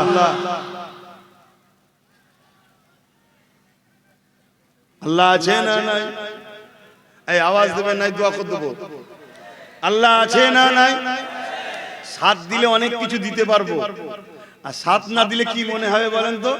কোন রকম ভাবে ডিউটিটা পালন করতে 4টে পর্যন্ত যেমন করে কাটা, আর সাথ দিলে দিতে ইচ্ছা যাবে। কিছু করার নেই বাপ, এটা মানুষ তো, আমি রক্তে গোস্ত তো তৈরি, শরীর চলে না। শুনছেন তো? আল্লাহ আছে না নাই? চিঙ্গিস খানের নাম কে কে শুনেছেন একটু হাত তুলে দেখাবেন। চিঙ্গিস খান নাম শুনেছেন তো? কত বড় জালিম ছিল জানেন? এই শুনছেন না? আমাদেরটার থেকে বেশি না কম? অনেক বড় বেশি। সে রাজা ছিল, এ তো রাজা নয়, ভোটাভুটিতে হাঁটতে হাঁটতে বেঁচে গেছে। কি হাঁটতে হাঁটতে চলে গেছে। কিছু সেকুলার একে সাপোর্ট করেছে না করেনি? এই কথা বলে। কিন্তু চিঙ্গিস খান ছিল রাজা, তার বিরুদ্ধে কথা বলার কেউ ছিল না। সে রাজ ক্ষমতা নিয়ে 1 কোটির উপরে মুসলমানকে মূলো কাটা পেঁয়াজ কাটার মতো কেটেছে। আমার উলামা ভাইয়েরা মন দিয়ে শোনেন, পানি এখনো বেশি গড়ায়নি, আসুন এক মুঠো হই, কথা বলুন, জবান খুলুন, ওসিলা হিসাবে পাশে দাঁড়াবো। আর যদি মনে হয় যে না ওদিকে যাব না, যেমন ভাড়াটিয়া খেলছি খেলবো, মসজিদের মধ্যে ঢুকিয়ে তোমায় পুরানো হবে, মিলিয়ে রেখে দিও আমার কথা।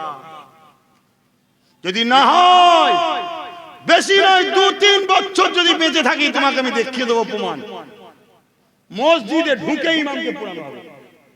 যদি আমার কথা না শোনো তোমরা, ভাড়া খেলা সব মিটে যাবে। আমি কি বলছি বুঝতে পারছেন? এখনো সময় আছে। আমি কারো বিরোধী করতে বলছি না, আর কাউকে বিনা বাধাতে বিশ্বাস করতেও বলছি না। ষাঁড়ের প্রয়োজন আছে না? না, জমি চাষ করতে লাগবে তো নাকি? কিন্তু ষাঁড় রাখো, কিন্তু তার মাথায় গলায় দড়িটা ভালতারে বেঁধে রাখো। দুধ খাওয়ার দরকার আছে না নাই?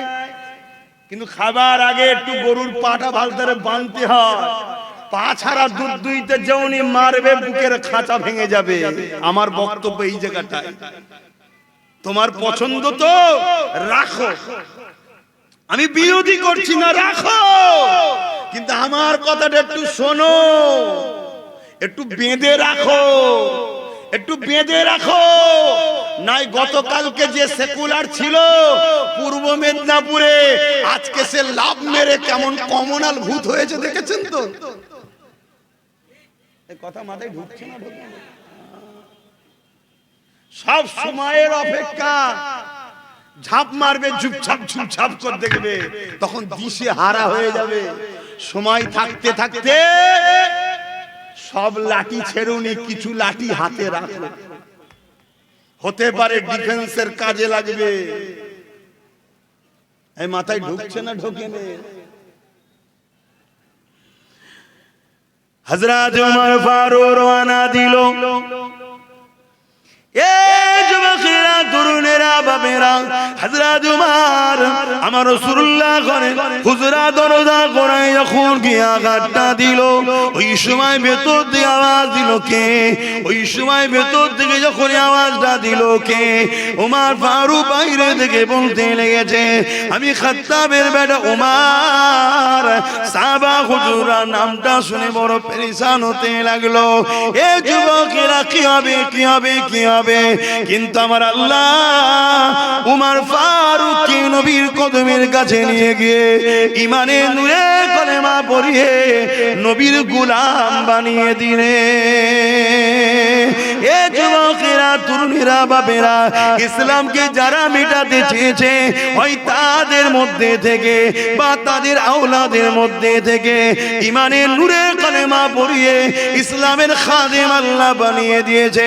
ইউরোপ দুনিয়া চেয়েছিল ইসলামকে মিটিয়ে দেবে, কেমন করে ফ্রান্স চেয়েছিল ইসলামকে মিটিয়ে দেবে, আমেরিকা চেয়েছিল ইসলামকে মিটিয়ে দেবে। এ যুবকেরা, তাদের ডাটা বলছি, তাদের সমীক্ষা বলছি, তাদের ঘোষণা বলছি, তারা বলতে লেগেছে ইউরোপ দুনিয়াতে ডেলি হাজার হাজার অমুসলিম ঘরের ছেলে মেয়েরা ইমানের নূরে কলেমা পড়ে আমার নবীর ইসলাম কবুল করছে। আরো জোরে বলুন সুবহান। যত আতরকে ঘাটা হবে দেখবেন তত আতরের খুশবু ছড়াবে। ইসলাম এমন একটা খুশবু, এর পিছনে যত লাগবে তত মানুষ ইসলামের দিকে কথা বলেন আসবে। এ নিয়ে টেনশন নাই যে ইসলাম শেষ হয়ে যাবে। টেনশন হলো তোমার আমার নিয়ে, তোমার আমার পরের জেনারেশন, নতুন জেনারেশন গুলোকে নিয়ে। এগুলো ইসলাম পাবে তো? কেন তোমার আমার গাফলতির জন্য এরা ধ্বংস না হয়ে যায়। প্যালেস্টাইনে 45,000 বাচ্চাকে কাফন করতে হয়েছে। কত হাজার? একটু আওয়াজ দিয়ে বলবেন। 45,000 বাচ্চা শিশু, বেগুনা সন্তান, তারা দুনিয়া দেখতে আর পেল না। তারা বড় হতো, এই জমিনে মা বাপের খেদমত করত, আল্লাহর কোরআনের কথা বলতো, আল্লাহকে রুকু সিজদা দিত। কিন্তু তাদের পূর্বপুরুষদের ভুলের কারণে আজকে তাদেরকে শিশু বেলাতেই কাফন পড়তে হলো। তাই বাংলার মুসলমান মুজাদ্দিদ জামানের চতুর্থ প্রজন্ম হিসেবে বলে যাচ্ছি, তোমরা যে রাস্তায় হাঁটছো, যেভাবে জীবন যাপন করছো, তোমাদের ভুলের কারণে তোমাদের বাচ্চাগুলোকে মনে হয় কাফন পড়তে হবে। এখনো সময় আছে, শুধরে যাও। প্যালেস্টাইনবাসী কি ভুল করেছিল? যখন হিটলার ইহুদিদের ঘরে মেরে দিচ্ছিল, পৃথিবীর সমস্ত দেশ দরজা বন্ধ করে দিয়েছে, বর্ডার সিল করে দিয়েছে, কেউ ইহুদিদের ঢুকতে দেয়নি। প্যালেস্টাইনবাসী ইমানদার মুসলমানেরা তারা ওই ইহুদিদের ঘরে তাদের দেশে আশ্রয় দিল। ইহুদিদের পরনার জুতো ছিল না, প্যালেস্টাইনবাসীরা জুতো দিয়েছে। ইহুদিদের থাকার ঘর ছিল না, প্যালেস্টাইনবাসীরা জমি দিয়েছে, ঘর দিয়েছে। ইহুদিদের খাবার ছিল না, প্যালেস্টাইনবাসীরা খেতে দিয়েছে। ইহুদিদের পড়াশোনা ছিল না, প্যালেস্টাইনবাসীদেরকে শিক্ষার ব্যবস্থা করেছে। আস্তে আস্তে আস্তে তারা বড় হয়েছে। কিন্তু প্যালেস্টাইনবাসী কোরআনের আয়াতকে ভুলে গেল যে দুধ কলা খেয়ে তারা সাপ পুষেছিল। তারা বড় হয়ে যাওয়ার পর আজকে তারা শক্তিশালী হয়ে ওই প্যালেস্টাইনবাসীকেই হত্যা করছে, তাদেরকে তাড়িয়ে দিচ্ছে। আমি আমার বাংলার জনগণকে বলি, কোরআনের প্রেমিকগুলোকে বলি, মুসলমানগুলোকে বলি, তোমরা যাদের জন্য মারপিট করো, যাদের জন্য নিজের ভাইকে কেস দাও, যাদের জন্য নিজের ভাইয়ের ঘর লোটো, যাদের জন্য ভাইয়ের দোকানে আগুন দাও, যাদের জন্য নিজের ভাইয়ের সঙ্গে মারপিট করো, ওই বেঈমান গাদ্দারগুলো তোমাদের ঘরে আগামী দিন কিন্তু এইভাবেই মিটিয়ে শেষ করে দেবে। তোমাদের নাগরিকত্ব কেড়ে নেবে, এরা হা করে বসে থাকবে। যাদের উপরে ভরসা করে চলছো তারাই তোমার দুশমনদের সঙ্গে কাঁধে কাঁধ মিলিয়ে তোমাদেরকে বেসাহারা করে শেষ করে দেবে। তাই বলি, আগে থেকে প্রস্তুত তৈরি হও। শুনছেন তো নাকি? তুমি কি ভাবছো আমার এই ওয়াজ তোমরা শুনছো? আমার এই ওয়াজ সেন্টারেও শুনছে, রাজ্যও শুনছে। তাহলে সেন্টারও আমার দুশ্মন হচ্ছে, রাজ্যও আমার দুশ্মন হচ্ছে। তারপরও আল্লাহর ভরসায় ইমানি সাহস নিয়ে হক কথা বলে যাচ্ছে। কিন্তু তোমরা একটু শুধরাবে না যুবক? তোমরা একটু ভাববে না? আর আমার ইমাম আলেম উলামা ভাইদেরকে বলে যায়, চিঙ্গিস খান একদিন কয়েকশো উলামাকে এক জায়গায় জড়ো করেছে। কয়েকশো উলামা, ভালো করে শোনো ভাই, উলামারা ভাইরা। আব্বাস সিদ্দিকী খারাপ লাগে। আব্বাস সিদ্দিকী বড় কড়া কড়া কথা বলে, বুকের ব্যথাই বলি, বুকের ব্যথায় তোরা বেঈমান কাফেরের উপরে ভরসা করলি, আল্লাহর উপরে ভরসা করলি না, তাই বুকের ব্যথাই বলি। কত শুনছেন না শোনেন না? তো চিঙ্গিস খান কয়েকশো উলামাকে এক জায়গায় করেছে, করার পরে তিনটে কাতারে তাদেরকে লাইন দিয়েছে, তিনটে কাতারে। তার মধ্যে একজন বুজুর্গ উলামা ছিলেন, একটু বয়স্ক আলেম। চিঙ্গিস খান জাল্লাদকে হুকুম দিল, একটা একটা করে সব গর্দান উড়াও, একটা একটা করে গর্দান উড়িয়ে দাও। চিঙ্গিস খানের কথাই প্রথম সারিতে প্রথম শুরু হলো, একটার পর একটা উলামার গর্দান ধর থেকে কল্লা আলাদা করছে। শুনছো কিভাবে জুলুম করেছে? ওই প্রথম কাতারে বুজুর্গ উলামাটা ছিলেন, আল্লাহু আলাম কি কারণ জানি না, তিনি দ্বিতীয় কাতারে চলে যায়। চিঙ্গিস খান দৃশ্যটা দেখেছে, কিছু বলেনি। আবার দ্বিতীয় কাতারে হুকুম করলো, উলামাদের গর্দান আলাদা করো। জাল্লাদ একটার পর একটা আলেমের গর্দানকে আলাদা করছে। কিভাবে উলামাদের ঘরে কেটেছে শোনো। আমার দেশে তো ইংরেজ উলামাদের ঘরে কেটেছে না কাটেনি?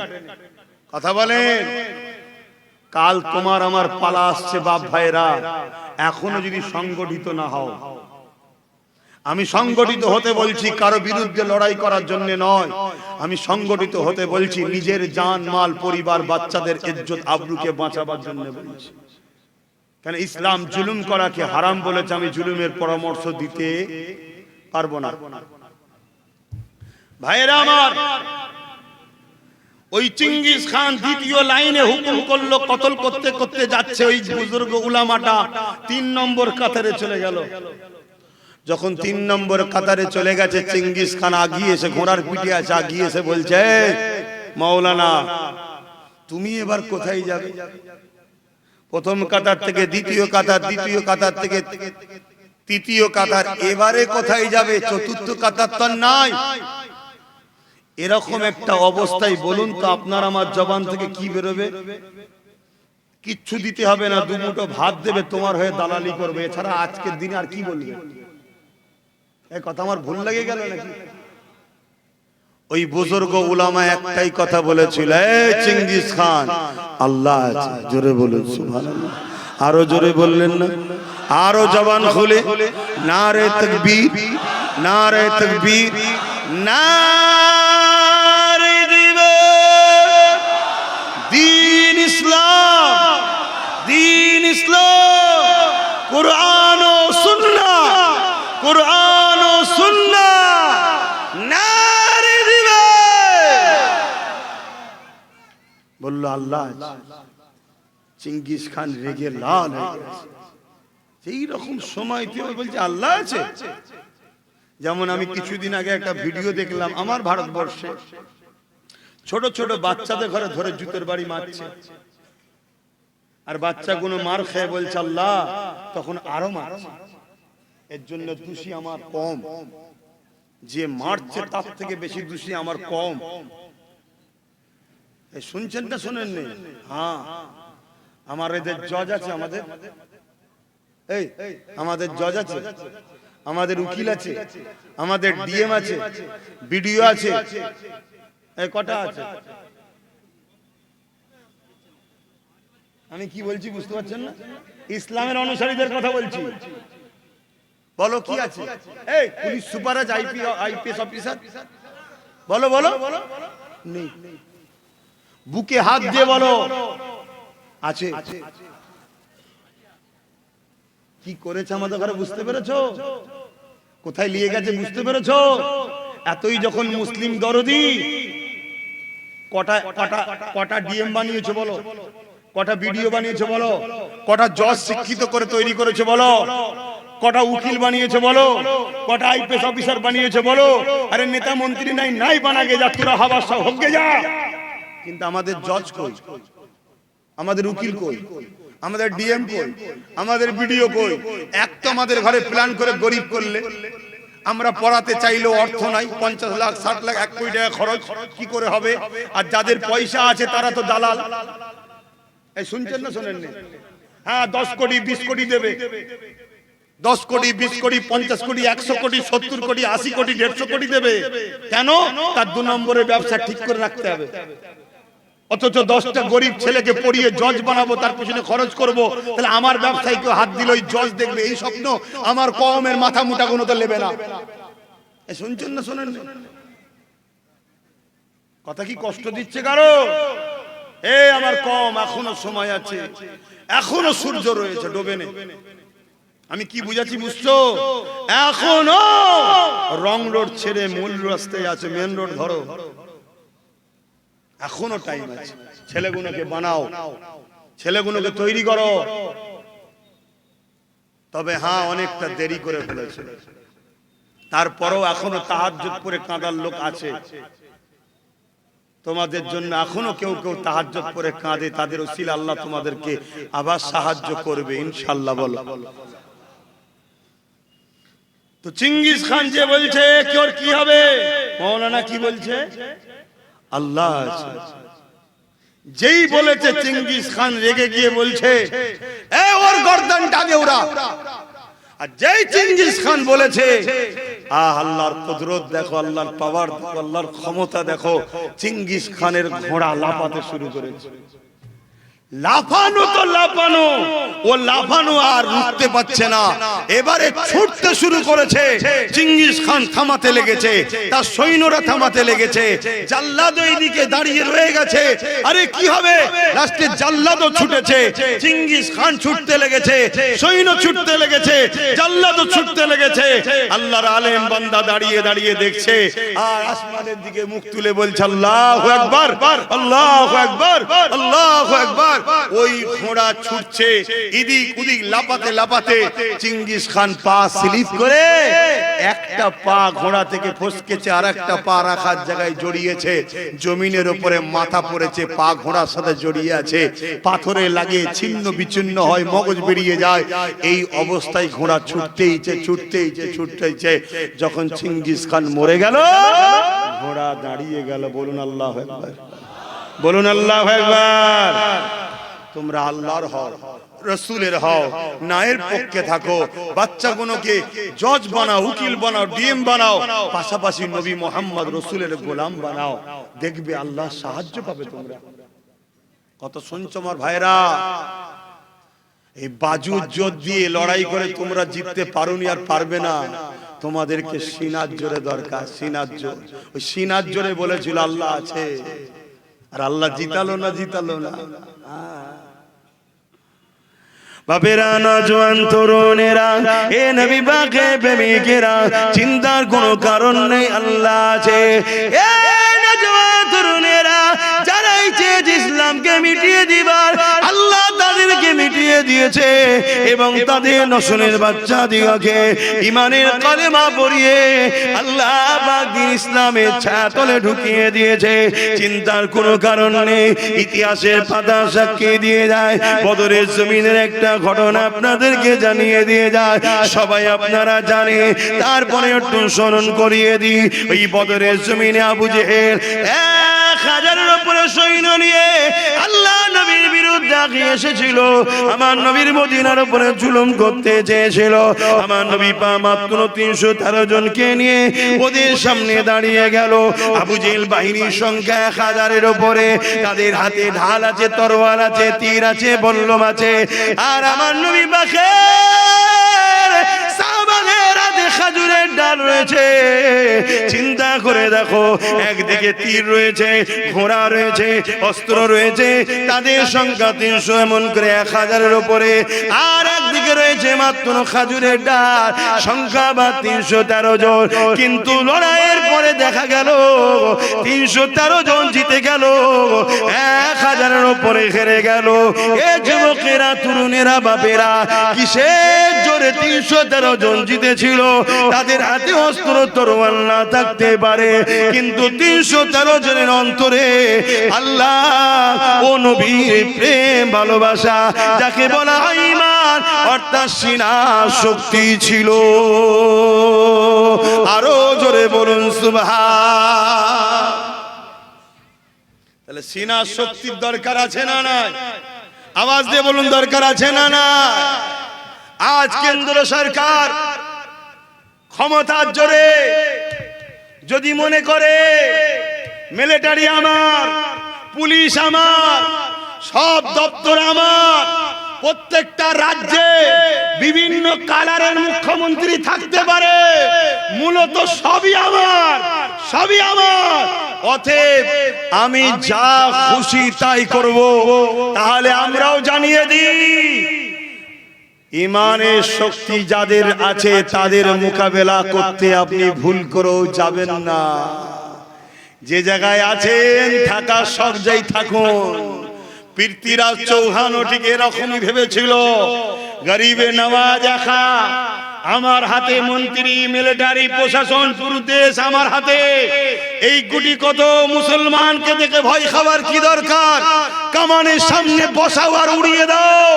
কিন্তু পৃথ্বীরাজ চৌহানের মা বলে গিয়েছিল, খাত লিখে দিয়ে গিয়েছিল, তোর রাজত্ব চলাকালীন একজন মুসলমান আসবে, তার বিরুদ্ধে লাগতে যাবি না, সে তোর রাজত্ব নেবে না, সে মানুষকে অধিকার দেবে, গরিবের পক্ষে কথা বলবে, এতিমের পক্ষে কথা বলবে, ইনসাফের কথা বলবে, তার বিরুদ্ধে লাগতে যাবি না। তার বিরুদ্ধে যদি লাগিস, আমি তোর মা বলে যাই, তোর রাজত্ব শেষ হবে।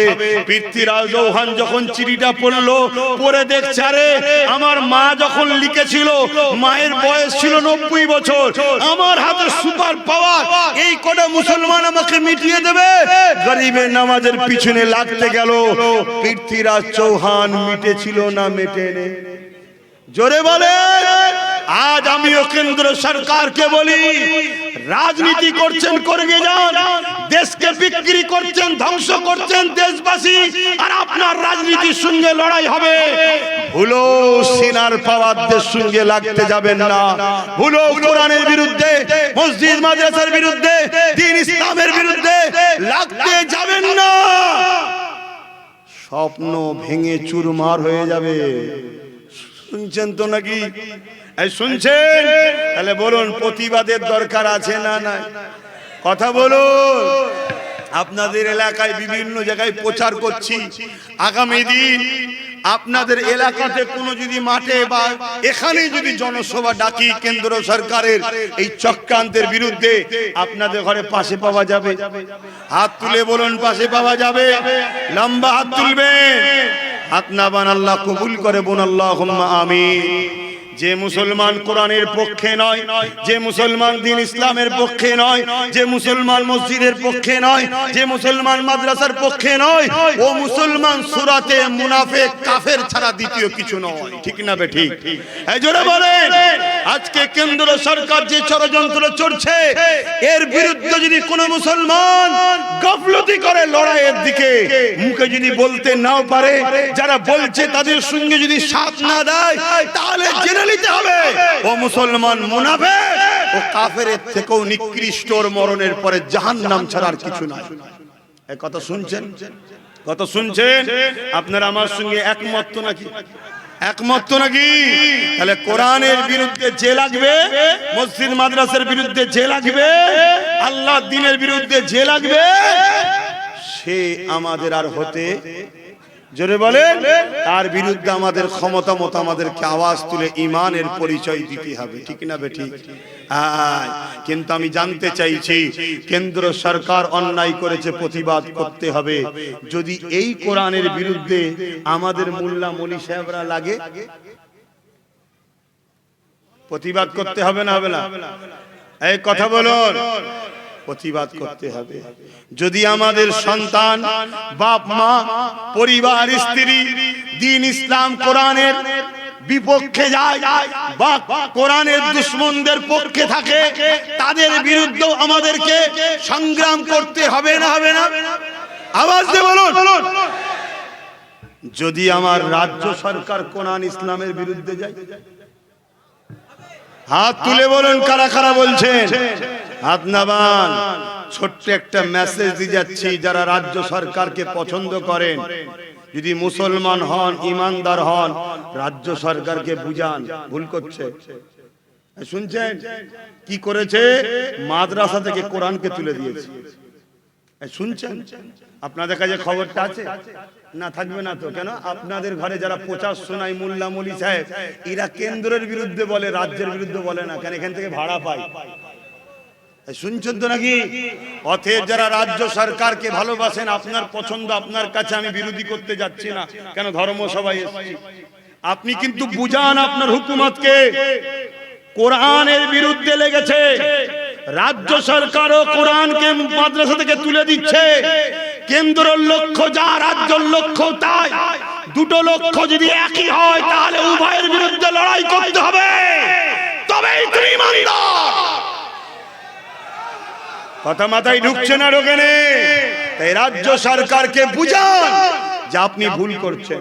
আমরা তো মুসলমান, আপনি নিজে স্বীকার করেছেন আমাদের জন্য নাকি আপনি বেঁচেছেন, অর্থাৎ জিতেছেন। তাহলে আপনি আপনার কোরআনের বিরুদ্ধে লাগছেন।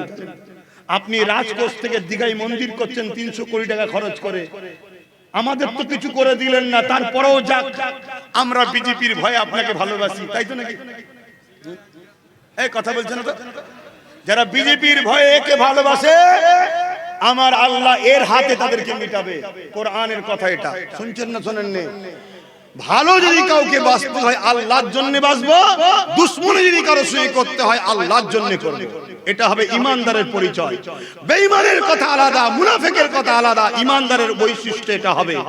তুমি মোল্লা সেজে, মৌলী সাহেব সেজে, পীর সেজে, পীরজাদা সেজে, মুফতি সেজে, বক্তা সেজে, শাইখুল হাদিস সেজে কেন্দ্রের বিরুদ্ধে লড়াই করছো। তোমার লড়াইকে বাহবা বলছি, ঠিক আছে, কিন্তু তুমি কেন্দ্রের বিরুদ্ধে লড়াই করে রাজ্যের যদি দালালি করো, তোমার মতো মুফতি, মাওলানা, পীর সাহেব, পীরজাদা, তুমি মুনাফিক কাফের ছাড়া অন্য কিছু হতে পারবে না, এটা মনে রেখে দিও। তুমি যেমন কেন্দ্রের বিরুদ্ধে বলছো, রাজ্যকেও তুমি বলো, কেন্দ্রকেও সজাগ করো, রাজ্যকেও সজাগ করো যে তোমরা তোমাদের রাজনীতি করছো, করগে যাও। আমরা পীর ফকির মানুষ, আমাদের ধর্মের উপরে তোমরা আঘাত দিতে যেও না।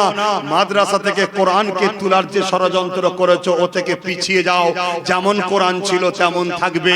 যদি মাদ্রাসায় কোরআন থাকে, আব্বাস সিদ্দিকী জলসায় এসে আর প্রতিবাদ করতে পারবে? কথা বলে, আমার প্রতিবাদ করার জায়গা থাকবে না, কারণ এটা কোরআনের মেম্বার, হাদিসের মেম্বার, আল্লাহ রসুলের মেম্বার। এখান থেকে অন্য কথা আমি বলবো না, এখানে কথা হবে আল্লাহ রসুল, দ্বীন ইসলাম, কোরআনের পক্ষে, ঠিক না বেটি?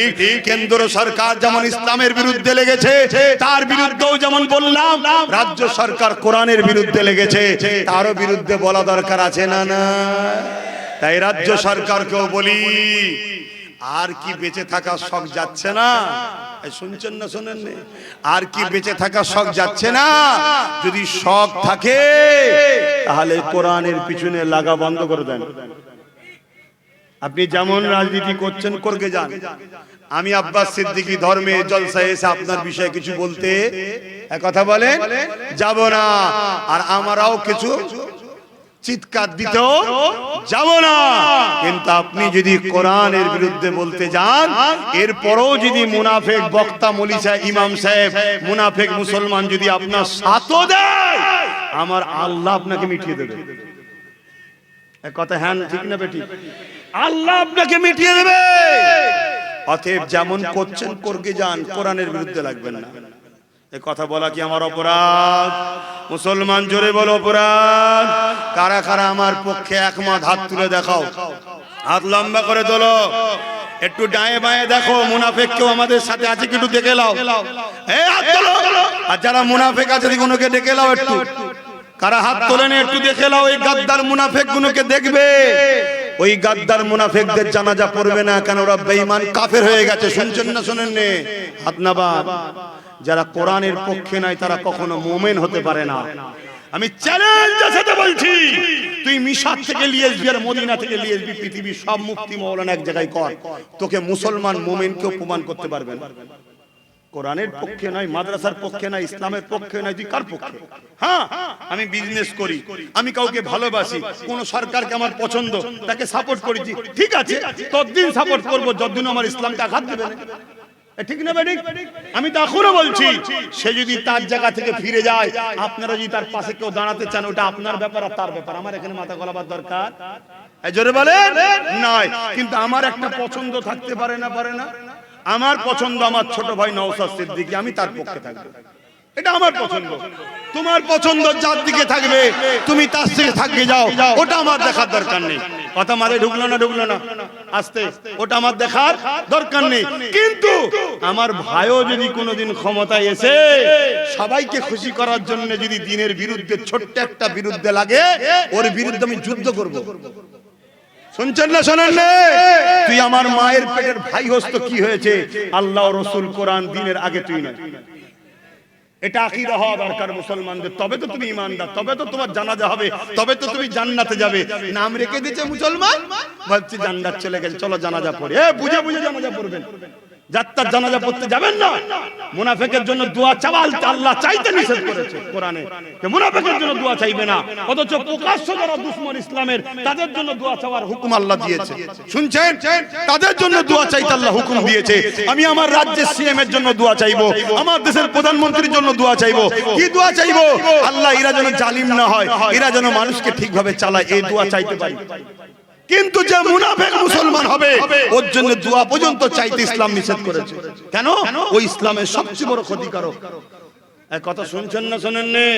তাই আমার আলেম উলামা ইমাম ভাইদের বলবো, যদি মনে হয় হুজুর সবই বুঝলাম, মাইনে বন্ধ হয়ে যাবে,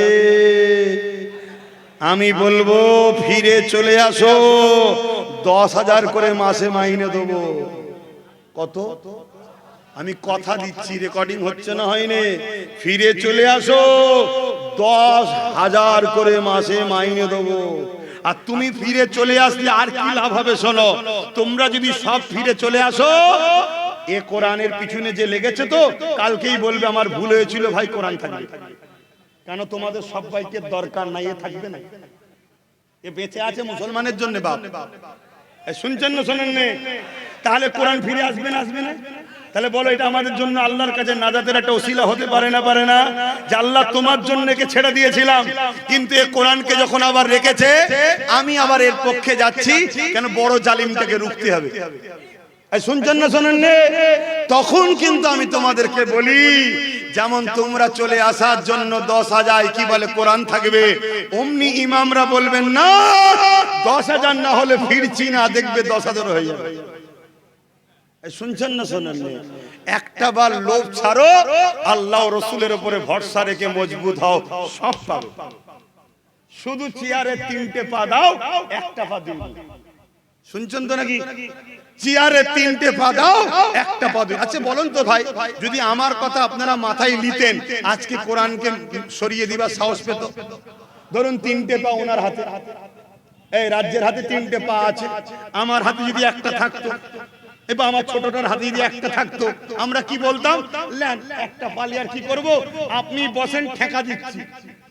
কিন্তু যদি বসে আমাদের ক্ষতি করতে চান, পা খুলে নেবো, এই ক্ষতি করতে পারতো। আরে আমি কি বুঝাচ্ছি, বুঝছেন না? বোঝেন নে? হ্যাঁ, আমি কাউকে তেড়িয়ে কাউকে আনলে সে যে ফেরস্ত হবে এমনটা বলছিনি। কেন? 77 বছর দেখেছি, যেই এসেছে সেই লুটেছে, যেই এসেছে সেই লুটেছে, কেউ কম কেউ বেশি। তা আসো, নিজেকে বাঁচতে গেলে নিজের হাতে কিছু লাঠি রাখতে হবে। একটু সালাম দেবো, ইয়া নবী।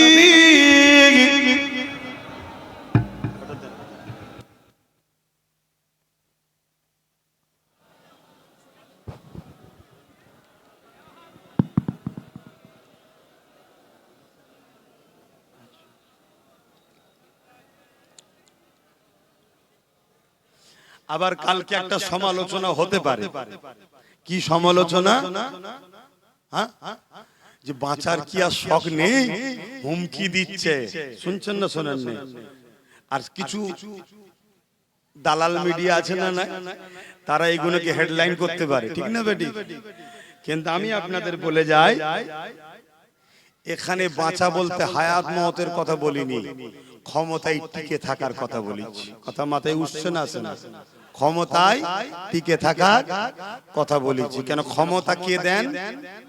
জোরে বলুন। আর কেড়ে খেলেন আল্লাহ।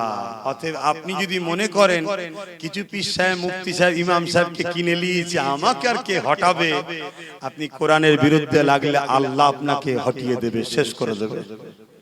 কথা মাথায় ঢুকছে? এটাকে নিয়ে আবার কিছু ক্রিটিসাইজ করতে পারে, তবে ক্রিটিসাইজ করলে লাভটা কার হবে? কথা বলবেন তো? আমারই লাভ হবে। আবার হই হই হবে, কি আছে?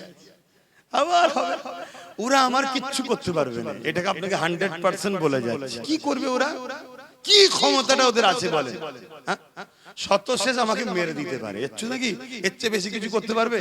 আচ্ছা আমি মরবো না, তা যদি আল্লাহ যেভাবে আমার মরণ রেখেছে সেভাবে হবে না অন্যভাবে? তাহলে এত চিন্তা কিসের মরণ নিয়ে? কচু পোড়া বেঁচে থাকার শখ কিসের? হ্যাঁ, এসেছি আল্লাহর জন্য, যাব আল্লাহর জন্য। ওই মরণটা হলো সব থেকে নিয়ামত আলা বানার মরণ। রাস্তায় কত কুকুর বিড়াল মরছে, ওই রকম মরবেন? হক কথা বলার জন্য মরুন। আমি তো কারো বিরুদ্ধে বলছি না, ওরা আমার বিরোধী করেছে, আমার কোরআনের বিরোধী করেছে, আমার মসজিদের বিরোধী করছে, আমার অকাপকে লুটতে চাইছে। ওরা শয়তানি করলে দোষী নয়, আর আমি বলবো শয়তানি বন্ধ করো, আমি দোষে গেলাম? কথা বুঝছেন না, বোঝেন না? এরকম কাপুরুষের মতো ভয়ে ভয়ে বেঁচে থাকার থেকে মরে যাওয়া ভালো। কথা মাথায় ঢুকছে? প্রত্যেকটা আলেম ওলামা ইমাম সবাইকে দূরে কাছে বলছি, এখনো সময় আছে। যদি শুধরে না যান, মসজিদের মধ্যে ঢুকিয়ে পুড়িয়ে দেবে। হ্যাঁ, এত বড় কথা বলে গেলাম, কেন ইতিহাস পড়িছি একটু হলো। আসেন, দাঁড়িয়েছি কি জন্যে? হুজুরকে সালাম দেবো। আচ্ছা, বসে সালাম দিলে হতো নি? দাঁড়ালেন কেন? বসে তো দরুদ দিলেন, দাঁড়িয়ে সালাম দিচ্ছেন কেন? এই বিভ্রান্তি আমাদের মধ্যে আছে না? নাই? এলিয়ার মারপিট করেন নেই, এলিয়ার মারপিট করেন নেই। আপনার যদি মনে হয় বসে সালাম দেবো, আপনার প্রেম, আপনার আদব আপনার কাছে, আপনি দিকে যান। আমি আপনার বিরুদ্ধে ফতোয়া দেবো না, আমার মুর্শিদরা দেয় নেই। কিন্তু আমরা কেন দাঁড়িয়ে সালাম দিয়েছি একটু শুনে যান। কি জন্য দিলাম? বসে দরুদ দিই, দরুদ পড়লে নেকি হয়, আর সালাম দিলে নবী পাক সাল্লাল্লাহু আলাইহি ওয়াসাল্লাম জবাব দেয়। নবীর জবাবটা বসে বসে লবো, বিয়াদবি হবে। এটা একটু আদবের সাথে লিখছি, এই হচ্ছে ব্যাপার। না, কোরআন হাদিসে কোথায় আছে? কোরআনেও আছে, হাদিসেও আছে। কোরআনেও আছে দাঁড়াবার কথা, হাদিসেও আছে দাঁড়াবার কথা, কিন্তু আপনি আলেমের মতো কথা বলেন, আলেমের মতো বলেন। দাঁড়ানো কি ফরজ? দাঁড়ানো কি ওয়াজিব? দাঁড়ানো কি সুন্নতে মুআক্কাদা? বলবেন না, তাহলে কোরআন হাদিসে খুঁজছেন কেন? কোরআন হাদিসে খুঁজতে গেলে যদি কেউ ফরজ বলে খুঁজতে হবে, ওয়াজিব বলে খুঁজতে হবে, সুন্নতে মুআক্কাদা বললে তখন বলতে হবে দলিল দাও। আমরা কেউ বলেছি দাঁড়ানোটা ফরজ, ওয়াজিব, সুন্নতে মুআক্কাদা না। আমরা বলেছি প্রেমের জন্য দিই ভাই, মুস্তাহাব জিনিস, বাড়াবাড়ি নয়, যার ভালো লাগবে সে দাঁড়িয়ে দেবে। কোরআন হাদিসে খোঁজাটাই তো মূর্খের পরিচয়, এক নম্বর। এরপরও কোরআন হাদিসে আছে, আল্লাহ দরুদের বেলায় বলেছে সাল্লু, আর সালামের বেলায় বলেছে তাসলিমা। সব থেকে উত্তম ভক্তি, ভালোবাসা, আদবের সাথে সালাম দাও। জোরে বলুন সুবহানাল্লাহ। আর হাদিস শরীফে বাবুল আদব কিতাবুল কিয়াম, নবী পাককে সাহাবারা দাঁড়িয়ে দাঁড়িয়ে সালাম দিয়েছেন। জোরে বলুন সুবহানাল্লাহ। এবং ডাইরেক্ট লাইভ মদিনা দেখুন, আমার নবীকে সমস্ত মানুষ যারা মদিনায় যাচ্ছে, বাবু সালাম দিয়ে ঢুকছে, সব দাঁড়িয়ে দাঁড়িয়ে সালাম দিচ্ছে। জোরে বলুন সুবহানাল্লাহ। বুঝে পাচ্ছেন? আসেন একটু প্রাণ খুলে উচ্চ আওয়াজে আল্লাহকে দেখিয়ে নবী পাককে সালাম দেবো আদবের সাথে। ইয়া নবী সালাম, ইয়া রাসূল, ইয়া হাবিব,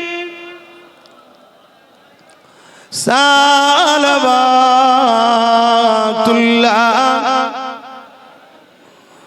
ইয়া নবী নাম ও পিয়ারা, ইয়া রাসূল নাম পিয়ারা, আসবার আকনে पुकारा, सजबे गोंबर हमारा, या नबी सलाम, या रसूल सलाम, या हबीब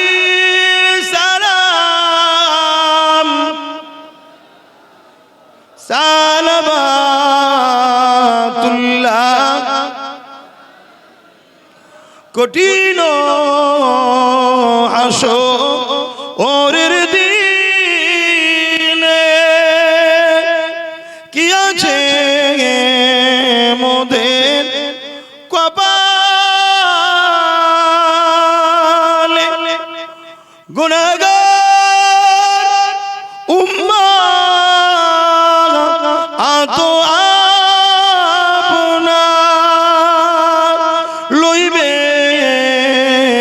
সঙ্গে এ মাশরে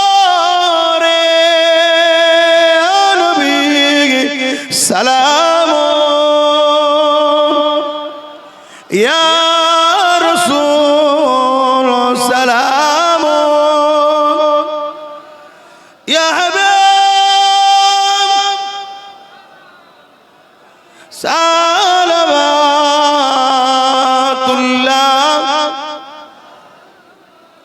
আলহামদুলিল্লাহ, আমার কথাতে ভাষাতে কেউ কষ্ট পেলেন? আগামী দিন কিন্তু খুব ভয়ানক দিন আসছে, বিশাল লড়াই হবে হকের জন্য, ইসলামের জন্য, গরিবের জন্য, ন্যায়ের জন্য। কারা জান মাল দিয়ে লড়াই করতে পারবেন একটু হাত তুলে সাক্ষী দেবেন? একটু হাত তুলে সাক্ষী দেন, লম্বা করে হাত তুলে রাখেন। আল্লাহ এই হাতকে কবুল করে, বলুন আল্লাহুম্মা আমিন। আরো জোরে বলেন, হাত তুলে রাখবেন, বলুন আল্লাহুম্মা আমিন। আরো জোরে বলুন আল্লাহুম্মা আমিন। নারে দিবে, নারে দিবে। হাত নামান, একটু দোয়া চাইবো। সকলে গায়ে গায়ে বসেন, সকলে বসেন।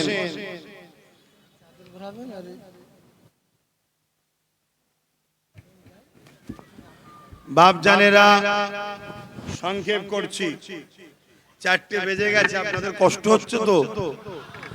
তারপরে একটুখানি শুধু একটা কথা বলবো, এই মাঠেই যদি আগামী দিন জনসভার ডাক দিই দিন ইসলামের পক্ষে বিস্তারিত আরো খুলে খুলে আলোচনার জন্য, কারণ এটা ধর্মসভায় হালকা করে বললাম, তখন খুব কড়া করে বলা হবে। আপনারা আসবেন তো নাকি? ঠিক বলছেন তো? আসবেন তো? শুধু আসবেন না, প্রচার করে নিয়ে আসবেন, কেন এর 3 গুণ মানুষ দরকার। বলুন ইনশাআল্লাহ। মনে রাখবেন আরো একটা কথা, সেটা হলো এটাই। আচ্ছা বলুন তো আমার আব্বাজান, কোনো ধরুন আপনার সামনে কেউ একজন আপনাকে, আপনার ছেলের সামনে আপনাকে ছোট বড় কথা বলছে, আর আপনার ছেলে আপনার পক্ষে না দাঁড়িয়ে তার পক্ষে যদি দাঁড়ায়, আপনি ওই ছেলেকে নিজের করবেন, ভালোবাসবেন?